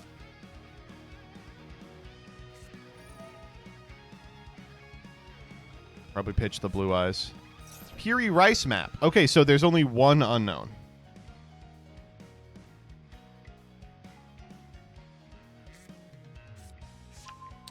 Sorry. No. What? No.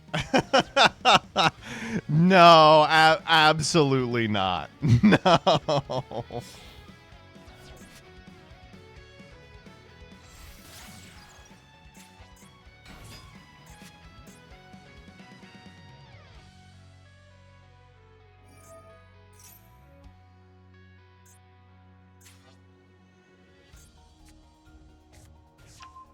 Okay.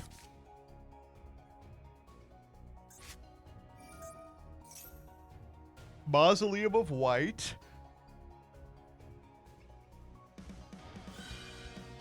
White effect.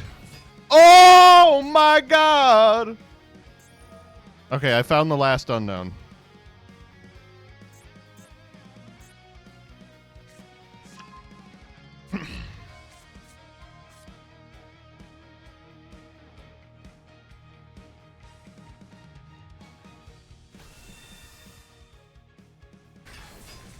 This is probably a little too juicy to pass up, right?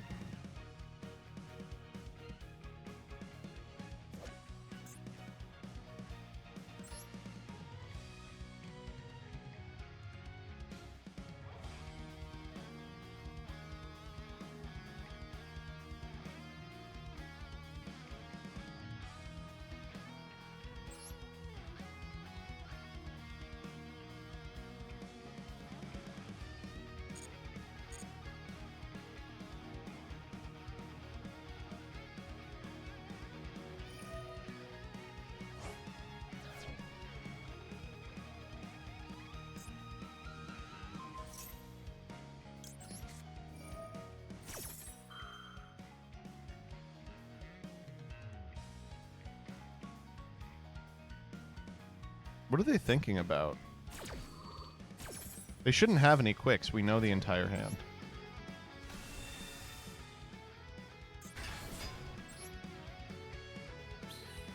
Oh, it's ulti fusion.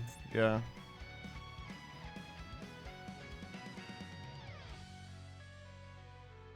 Ulti fusion here can make Blue Eye. It can't make anything relevant. Oh, we're going for it. Oh, we are going for it.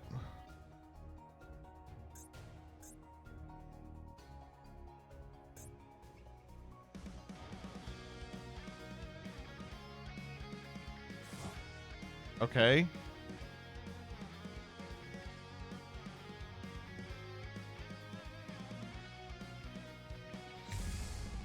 Tyrant.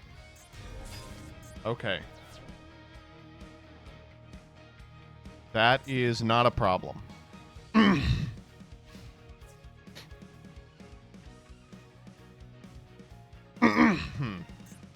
Okay, so it's a Veiler in hand. Valor, Blue Eyes in hand. Can we beat that? Let's find out together.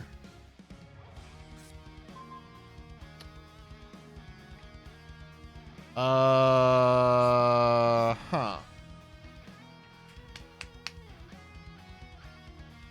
No, right? Yeah, no.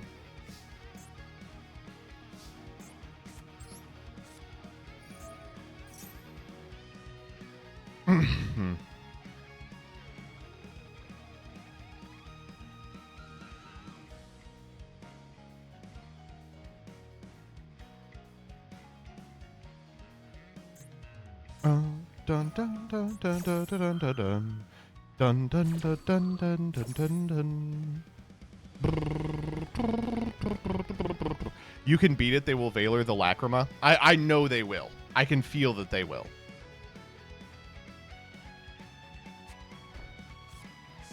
Okay, that's fine.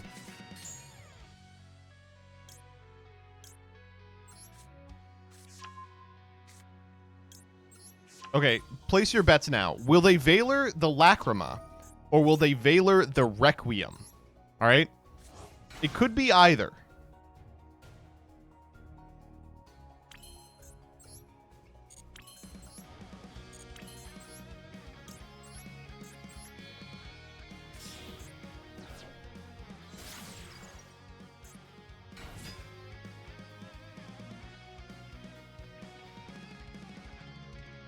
Okay, good.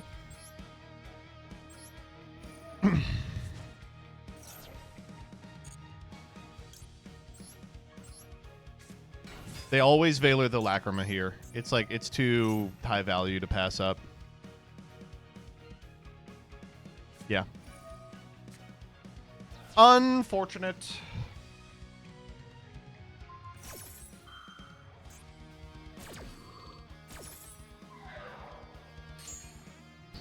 But I'm goated with the sauce.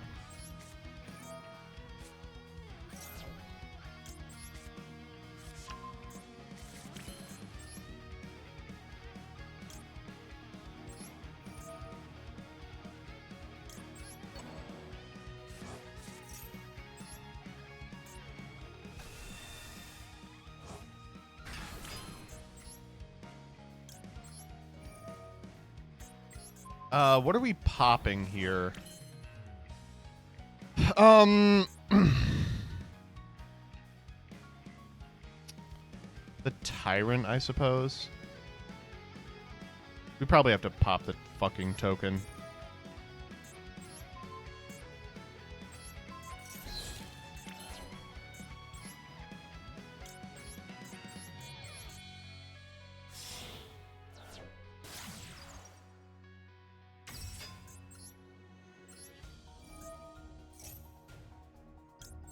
The Creamer.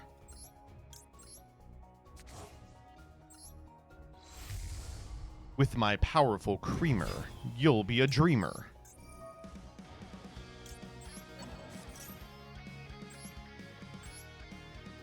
Maybe we should have just made Desiree.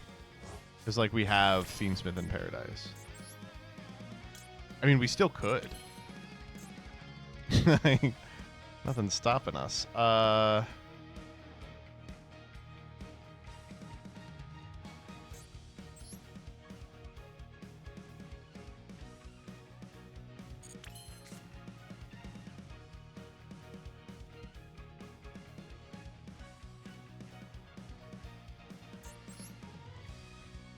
Trying to think if there's anything more interesting to make. I don't think there is. No Agnum Day, big Sag. We should take out the fucking sandwich.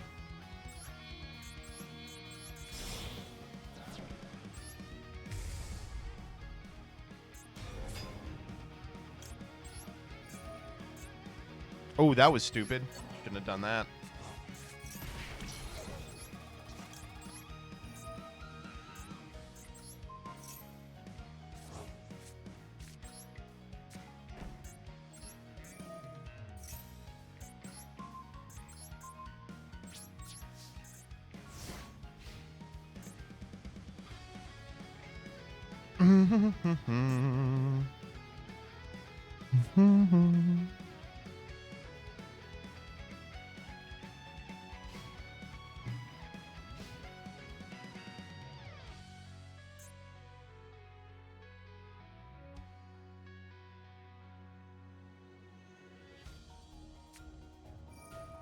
That's a pretty good one.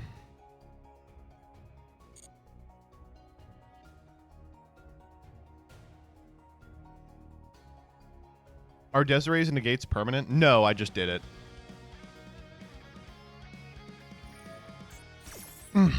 Ooh, that was smart. That's fine. All that's fine.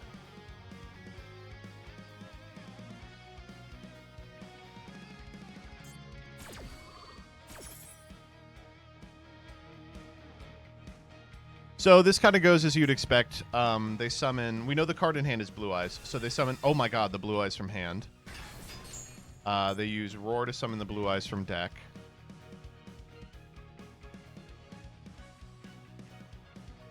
We activate Paradise. They chain Majesty. We negate with Desiree. That's how we've drawn it all up. Give them an opportunity here to hit a trigger effect.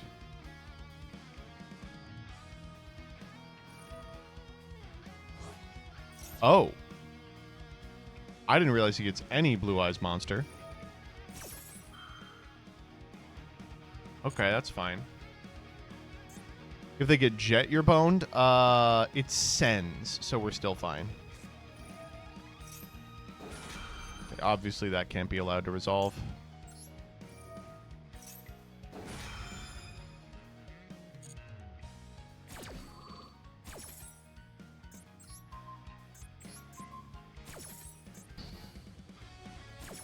Oh, I was supposed to negate Tyrant. What the hell did I... What? Why did I... Huh? Okay, that's fine. Well, we'll just deal with Tyrant on our own. Chaos Max. Stop saying Chaos Max. He's not playing it. Oh my god, stop saying Chaos Max. He's not playing it.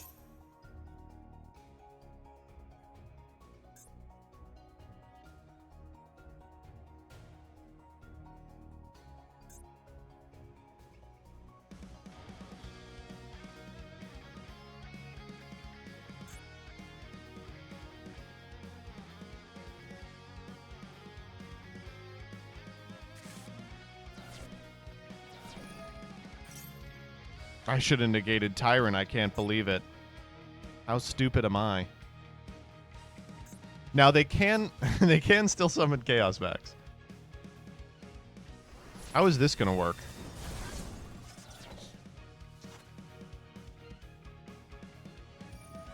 They are gonna be able to reset the True Light.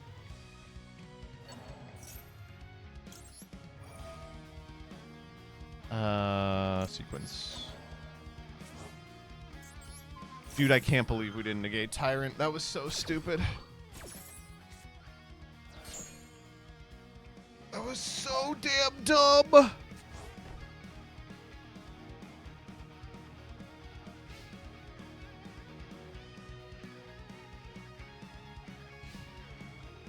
You stupid. 21? Yeah, for real. 21, you stupid. Oh, good. The second ready fusion. That'll do it. If we could get the sandwich back, it would do it. Tracked.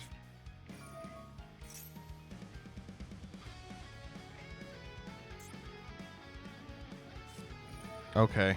What are we doing? Which effect? Special. That's fine.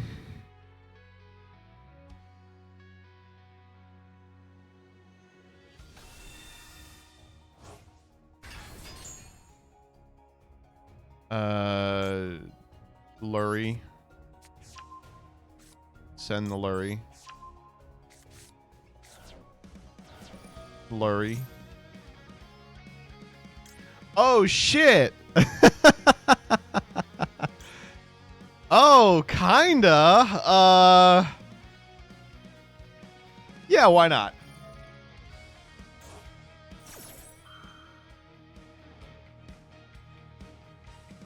They have a Majesty trigger here. Or Maiden, rather. How the fuck do we beat Chaos Max?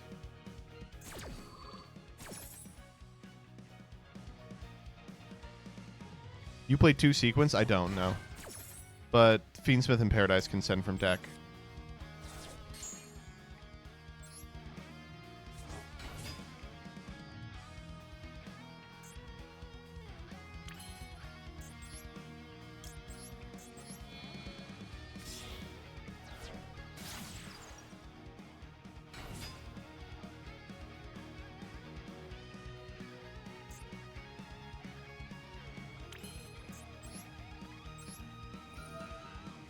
Why do we not play Agnum Day? No space. But I'm really regretting it now. The space is caught up with fucking Sandwich. We should take out WP Fancy Ball. That's not a real card.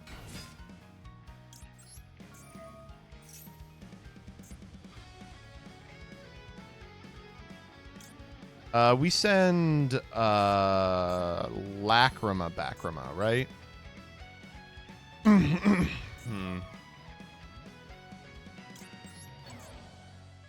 Think so.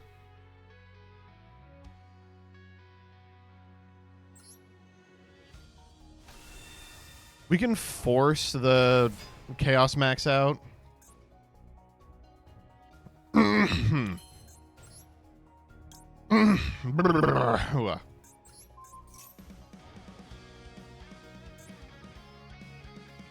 No, we can't.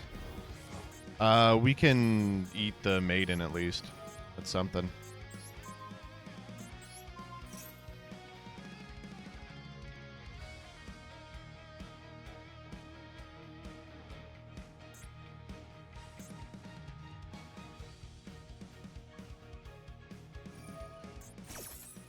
Huh? Oh no! She's got an effect, right? Damn, my bad. My B, you dog.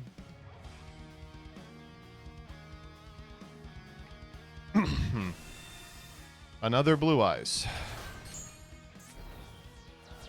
Okay.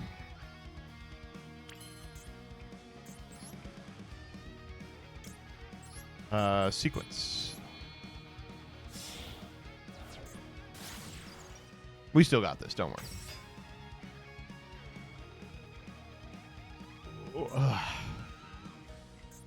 No!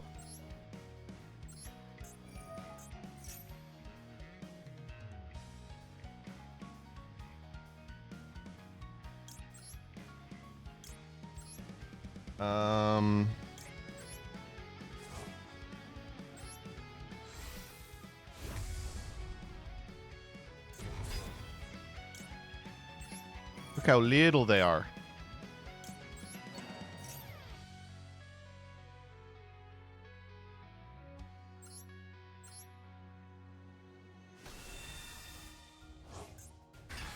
Field to the graveyard. We could go Abawaku, destroy the True Light.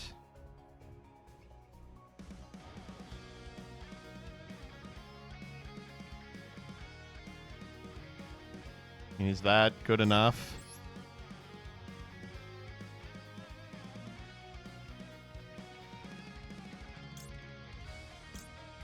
We have our normal. So we could go...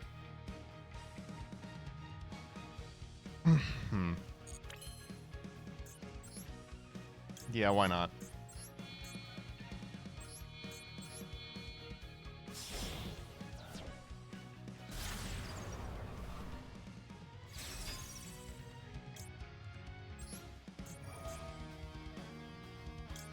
Toss back sequence here. Shame you can't SP the True Light. Tell me about it. Sorry, Ready Fusion. And now they have to go Majesty here. Whoa. Okay, well, I guess they can wait until their own effect triggers a grave.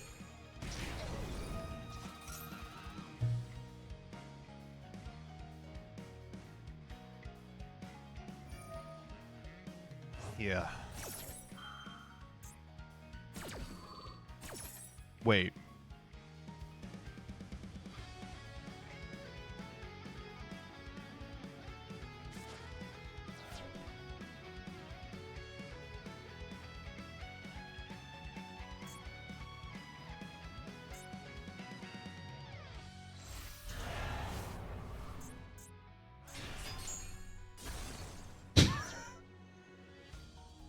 I was like, I'm pretty sure Chaos Max says opponent's card effects. Am I crazy? Oh my god. We're gonna special back fucking Magician's Rod. Oh my god. I can't believe we're gonna win this goddamn game.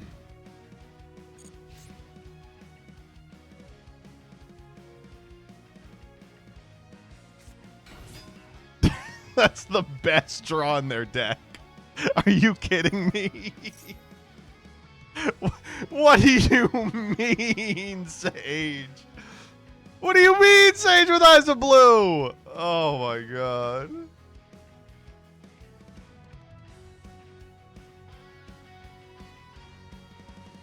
It's fine. The best they can do here is get Maiden. Maiden reset the fucking True Light, and then the True Light loses to the Abawaku pop.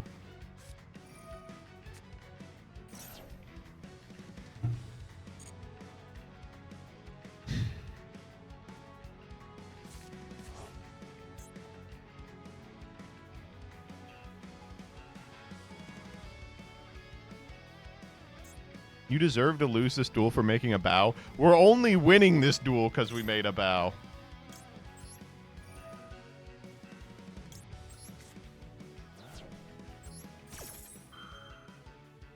We almost lost this duel because we fucked up 4 turns ago.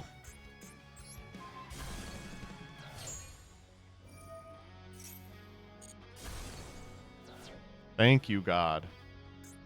The Lightless Shadow has won again.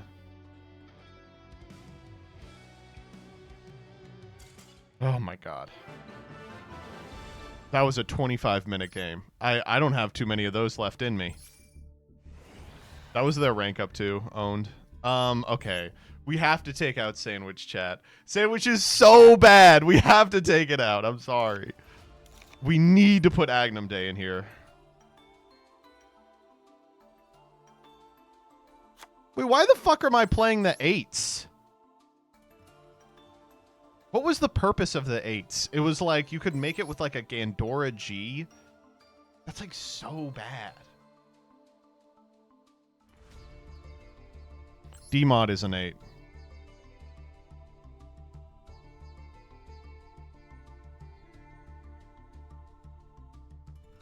But it's like... That's only good going second, right?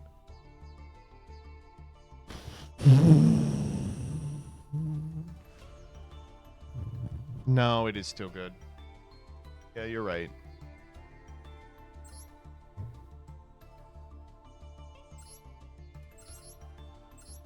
I'm putting a second Gaze of Timaeus. No.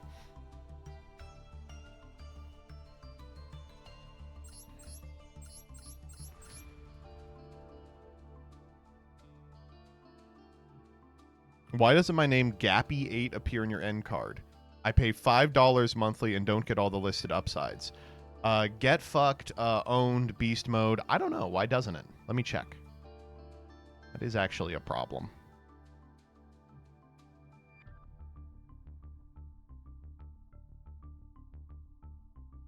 I actually did this yesterday, so.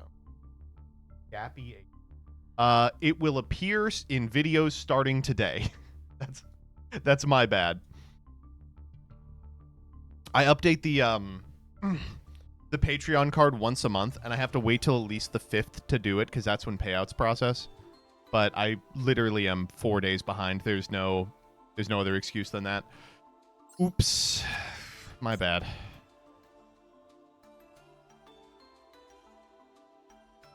Play Sark. I'm not playing Berry Magician, y'all. I'm sorry. That's where I draw the line. The excuse is that you're a family man and things come up. Like, listen, Adam, I appreciate you running defense for me. And to be clear, it is your job to do so. But, you know, what I've got going on in my life is important. But if people pay me money, they should expect to get something in return, right? Like, I appreciate you running D. I should definitely deliver product for people who have paid me to do so. There were a few months where some editors were using the wrong card. That's That's a result of us not having, like, a Discord to do it. Of course we get the fucking Maxi Fua hand when we're going first. This is a hand that Miasma Dragon wins. Okay, let's start with Fiendsmith Tract. I pay this guy money every month, and I have yet to get ass picks. Fuck you, you stinking ass. Okay, actually, I don't need Miasma Dragon because I have Future Silence. But, I mean, how crazy would it be if this was the Miasma hand? I mean, how nuts would that be? I'm going to feel like an idiot if I get drolled here, though, I will say. If I get drolled here, I can still make it work with Miasma. Okay, thank God.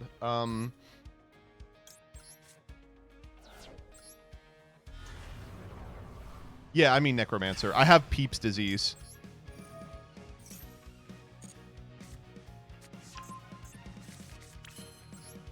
Oh, this is a situation where we can make the 8, isn't it? So we go Shining Sarcophagus for Gandora G. Gandora G, pop the DMG, go grab Evil DM, overlay for an 8, right?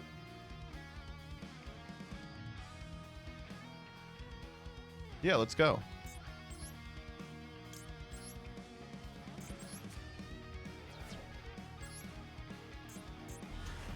Damn, Yu-Gi-Oh's good.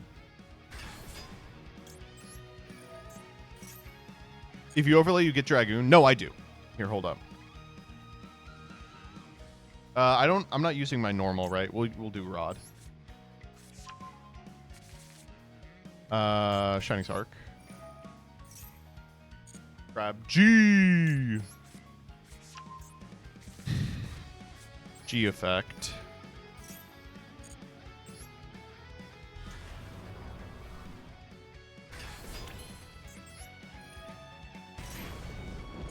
Okay, this does cost me 4,000 life points, though. Like, I appreciate doing this line. I think it's cool. This cost me 4,000 life points.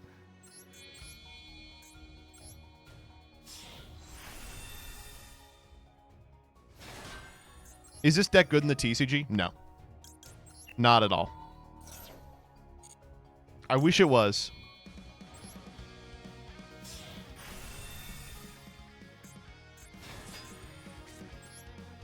Couldn't you have just made the 8 with the fusion?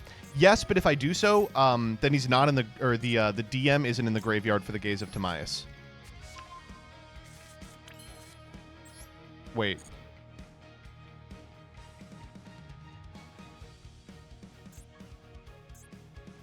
Why did he get banished?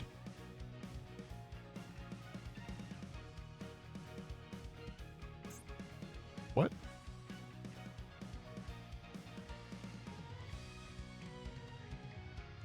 Wait, why doesn't this work? He's not DM in the graveyard? Uh-oh.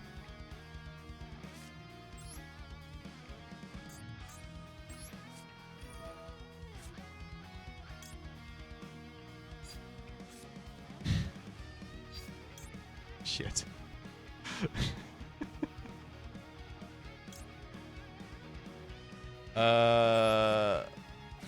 You were supposed to pop DMG to get DM and then make... I did it backwards. Yeah. Fuck.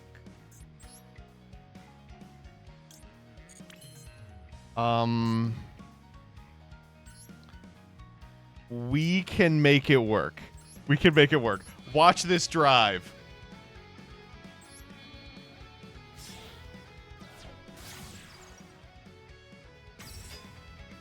No, we just did it backwards. That does work. We just did it backwards. No! Why can't I? What? Why can't I summon him? Because it's only on the field. This one's hand effect summon is an inherent, and this one's hand effect summon isn't? Are you fucking kidding me? Why would it work like that? Oh my god.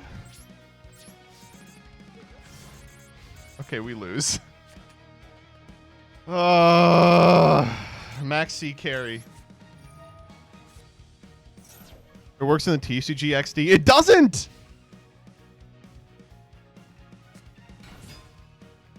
Oh, we might actually win by Maxi here.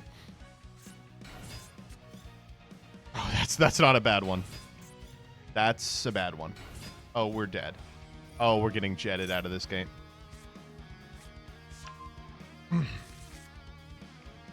Because we're getting jetted out of this game, I think I have to droll here.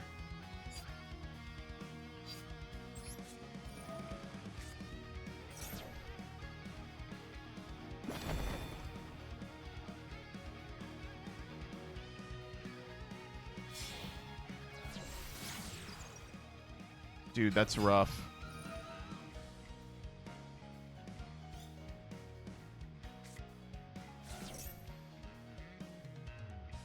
Oh, do they have sweet in hand?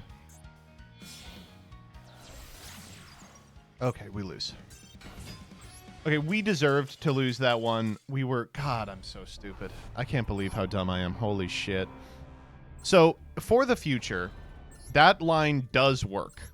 But the way we have to do it is Gandora G banish the DMG, summon the DM, then tribute the DM for Dark Magician of Destruction, which we detach off the Dragluxion. Oops. Man, Sandwich would have solved all that.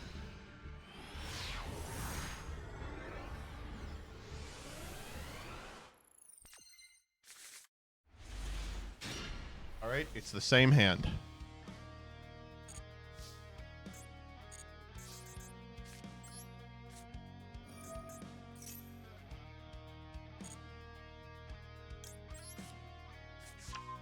Is Fiendsmith DM actually real, or are we coping hard? We're coping hard. What do you want me to say?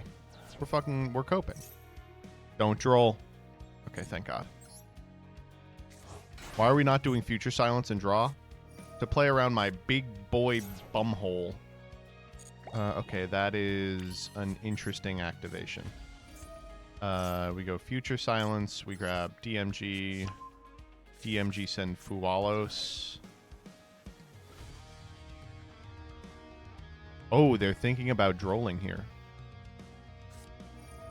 Whoa. Baroon. Wow.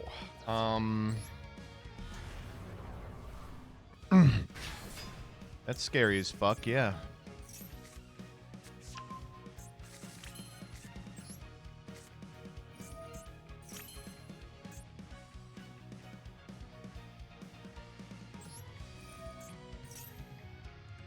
Honestly,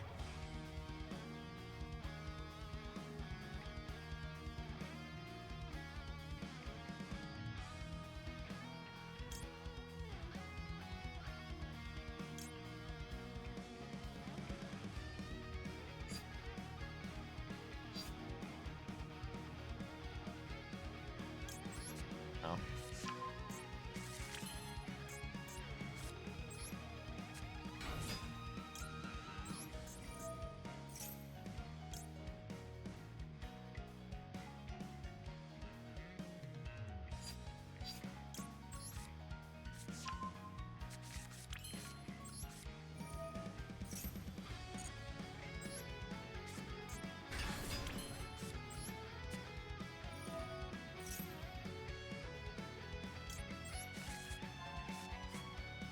Two draws, PogChamp. Yo! Calm the fuck down? Excuse me?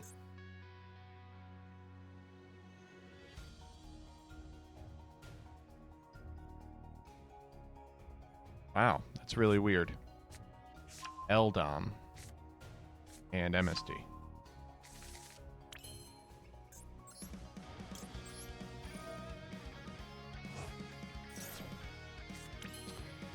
That is a really interesting rip, actually.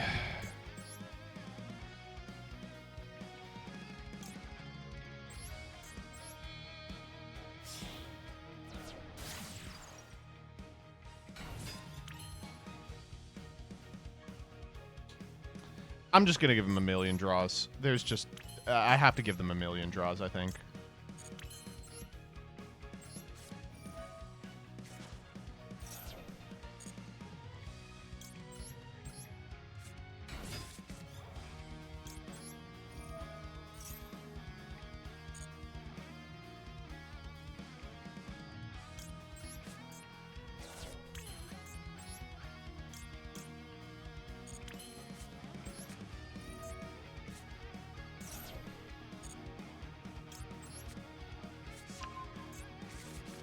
Like, they have everything.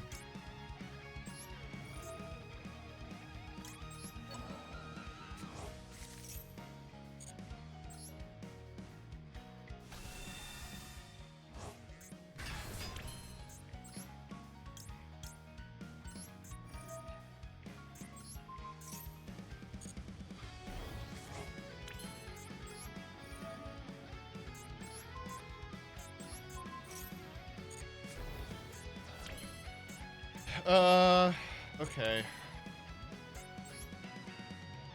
Contract for Desiree? We probably don't want to do that.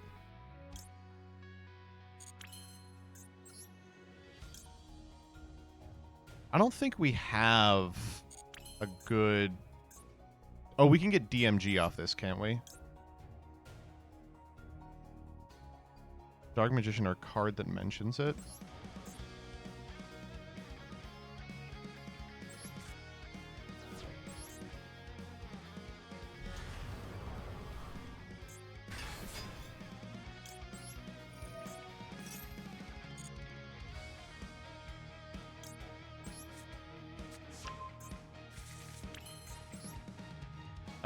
Then we can go SP like this. It was totally wrong to do it like this. We should have SP'd the Varun and sent the Crocia. It was like totally wrong. Arg.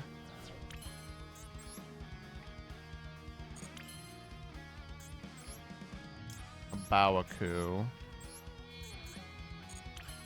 Oh, is she just lights and darks?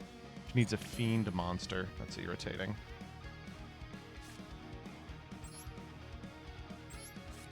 Let's draw our way out of this one, folks.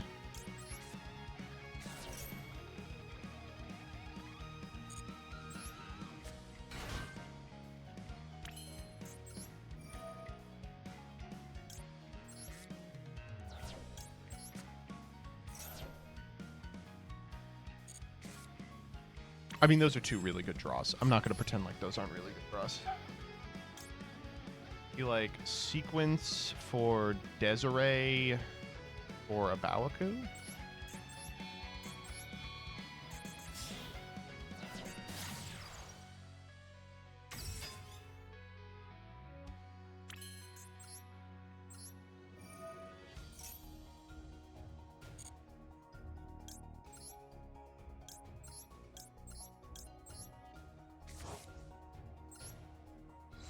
You just lose here, right? Yeah, I think so.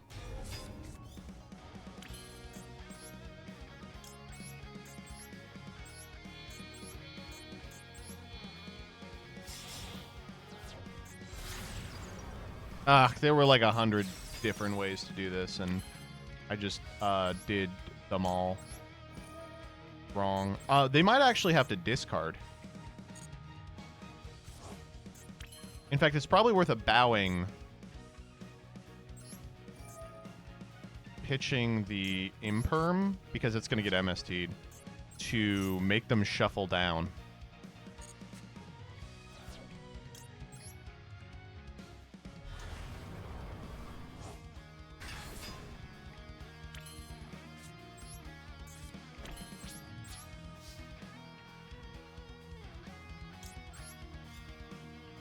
This is 1, 2, 3, 4, 5. Oh, they didn't even have to shuffle down.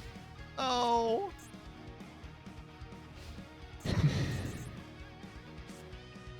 MST. All right, already a problem. Well, that's the good one to MST, I will say.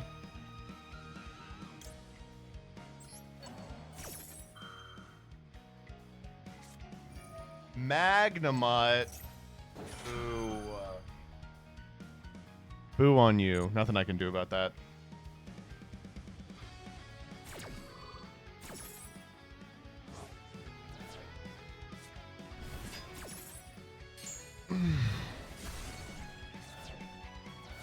Yeah, it's over.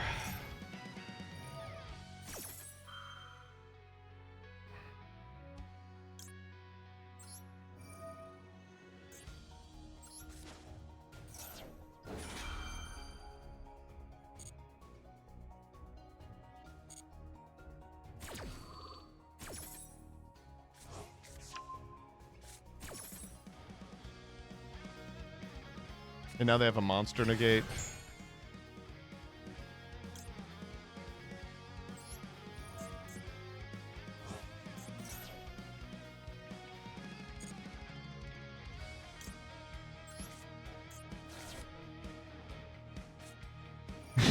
Okay.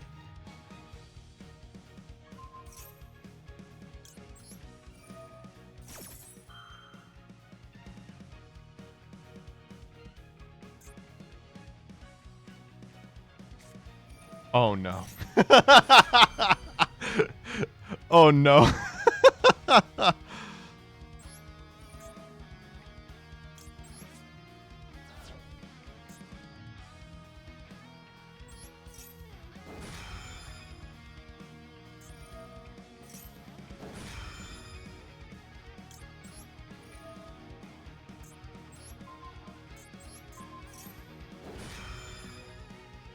All part of the plan.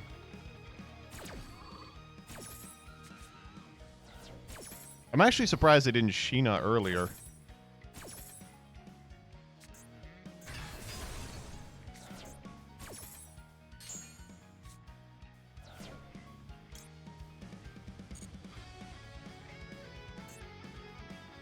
They never control the wind? I thought they had Crocia for a while.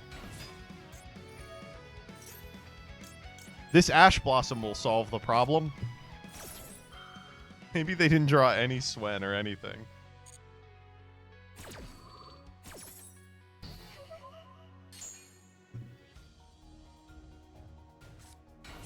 Whew, I am not very good at Master Duel. Maybe they don't have a quick play.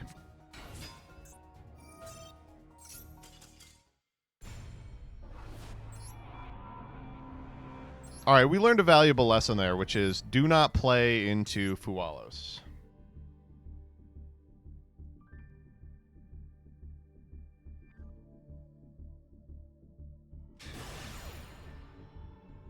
All right, this I think is my last one, probably.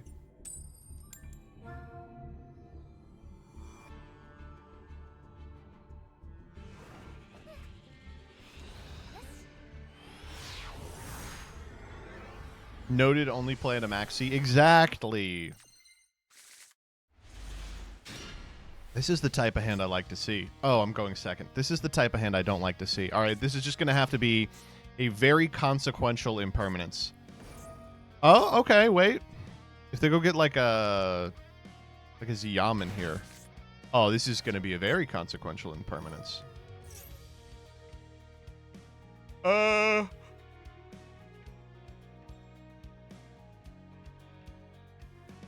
I'm actually going to let this resolve. Who the fuck is that? Okay.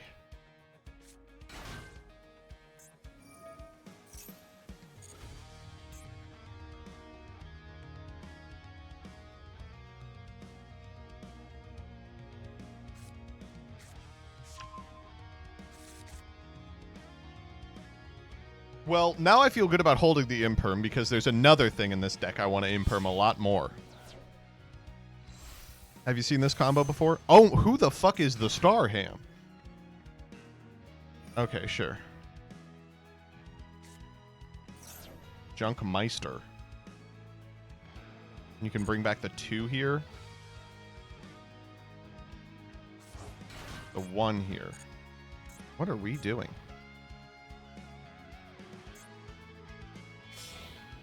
The 4? Oh. Shit.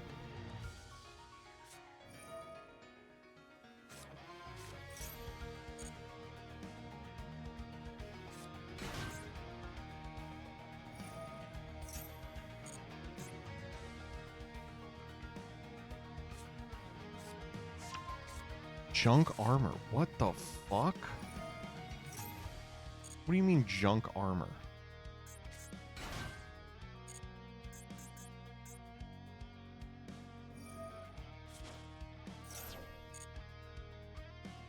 Junk Synchron here?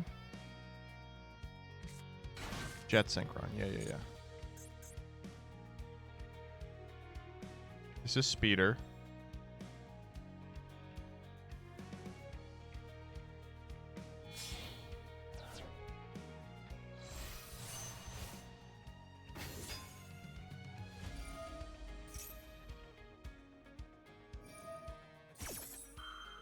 What the fuck? This card has another effect?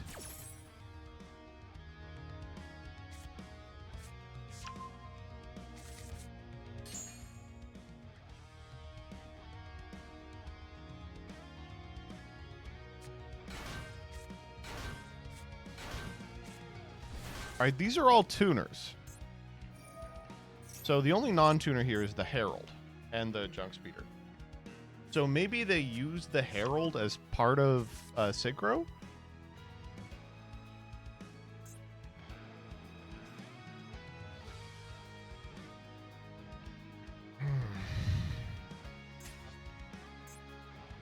I just have to hope that they need a 4. I think there's no way that that's the case, but... Because they have 2 5s, right?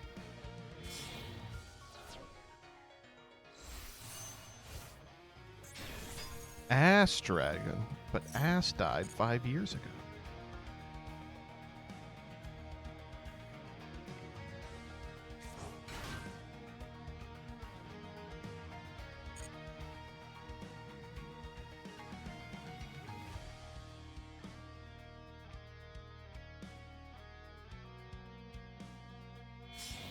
Shit. Is this charge?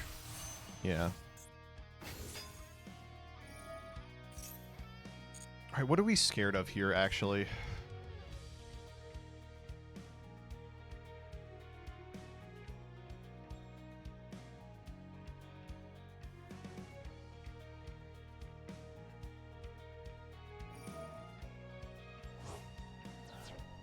Whoa.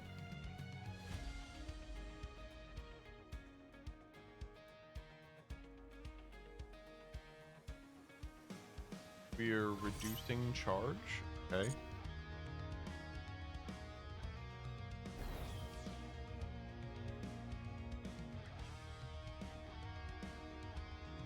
Three, 4, 5, 6, 7, 8, 9. Rock a dragon, draw 3.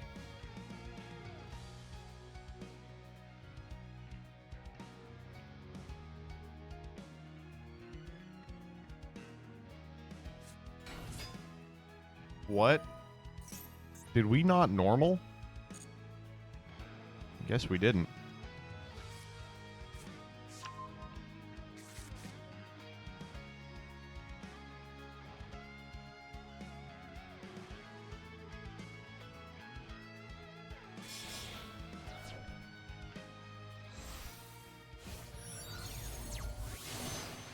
Oh. Trishula. Okay, goodbye prep rights.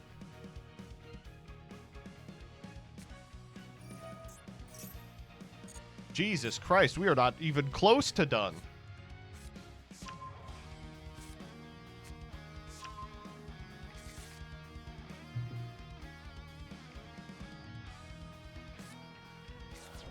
How much more can they do you think?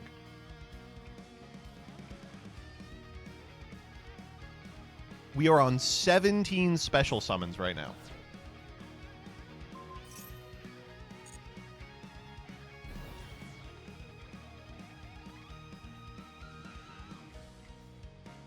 Trish is now an 8.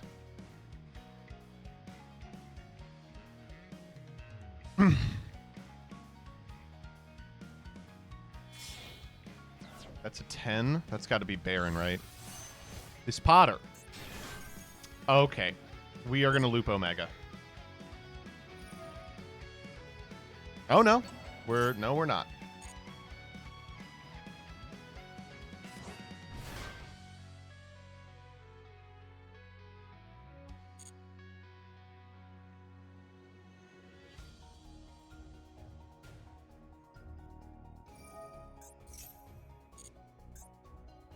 This asshole has an extra normal too? Jesus. Okay, well, there's a 5 and a 4.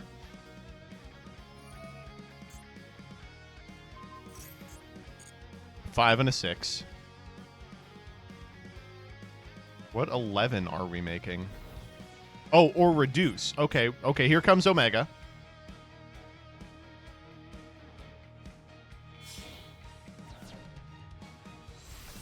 All right.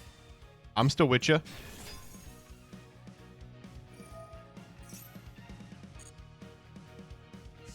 That's good. I didn't need that one.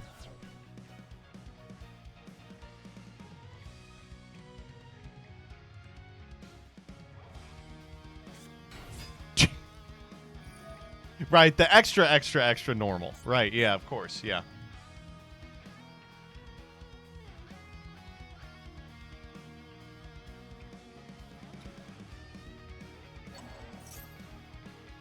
Okay.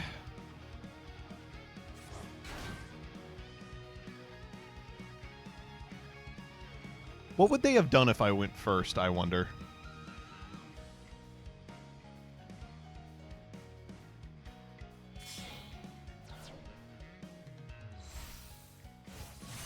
Okay, Baron has made it onto the field. That's fine. Junk Signal. Okay. Bring back ass mode? Okay.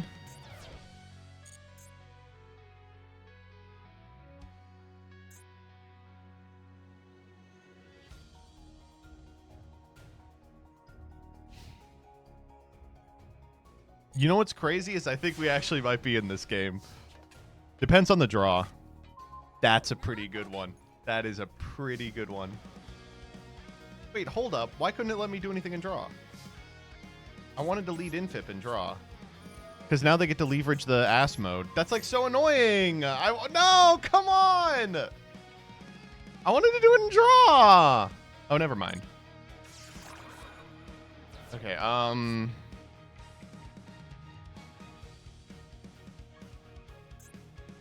how do we do this?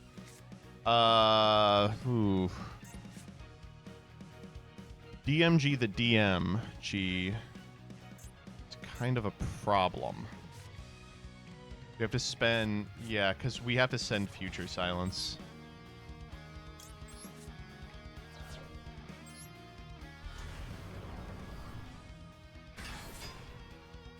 This does not negate activations, right? Alright. Yeah, we gotta do it like this. Okay. We're in this game! No. Don't have an Ashe after all that. Okay, wait.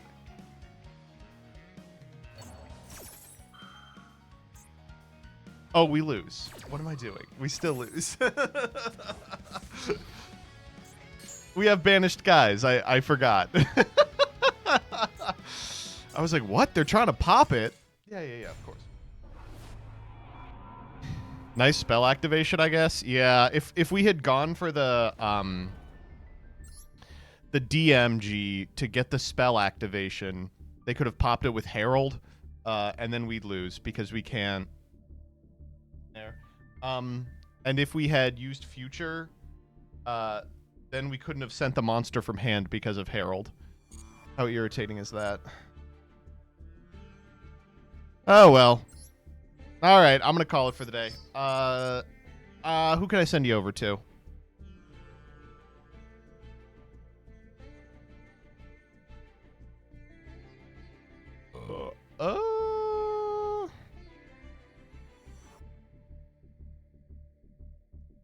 I'm going to send you over to Jesse Cotton.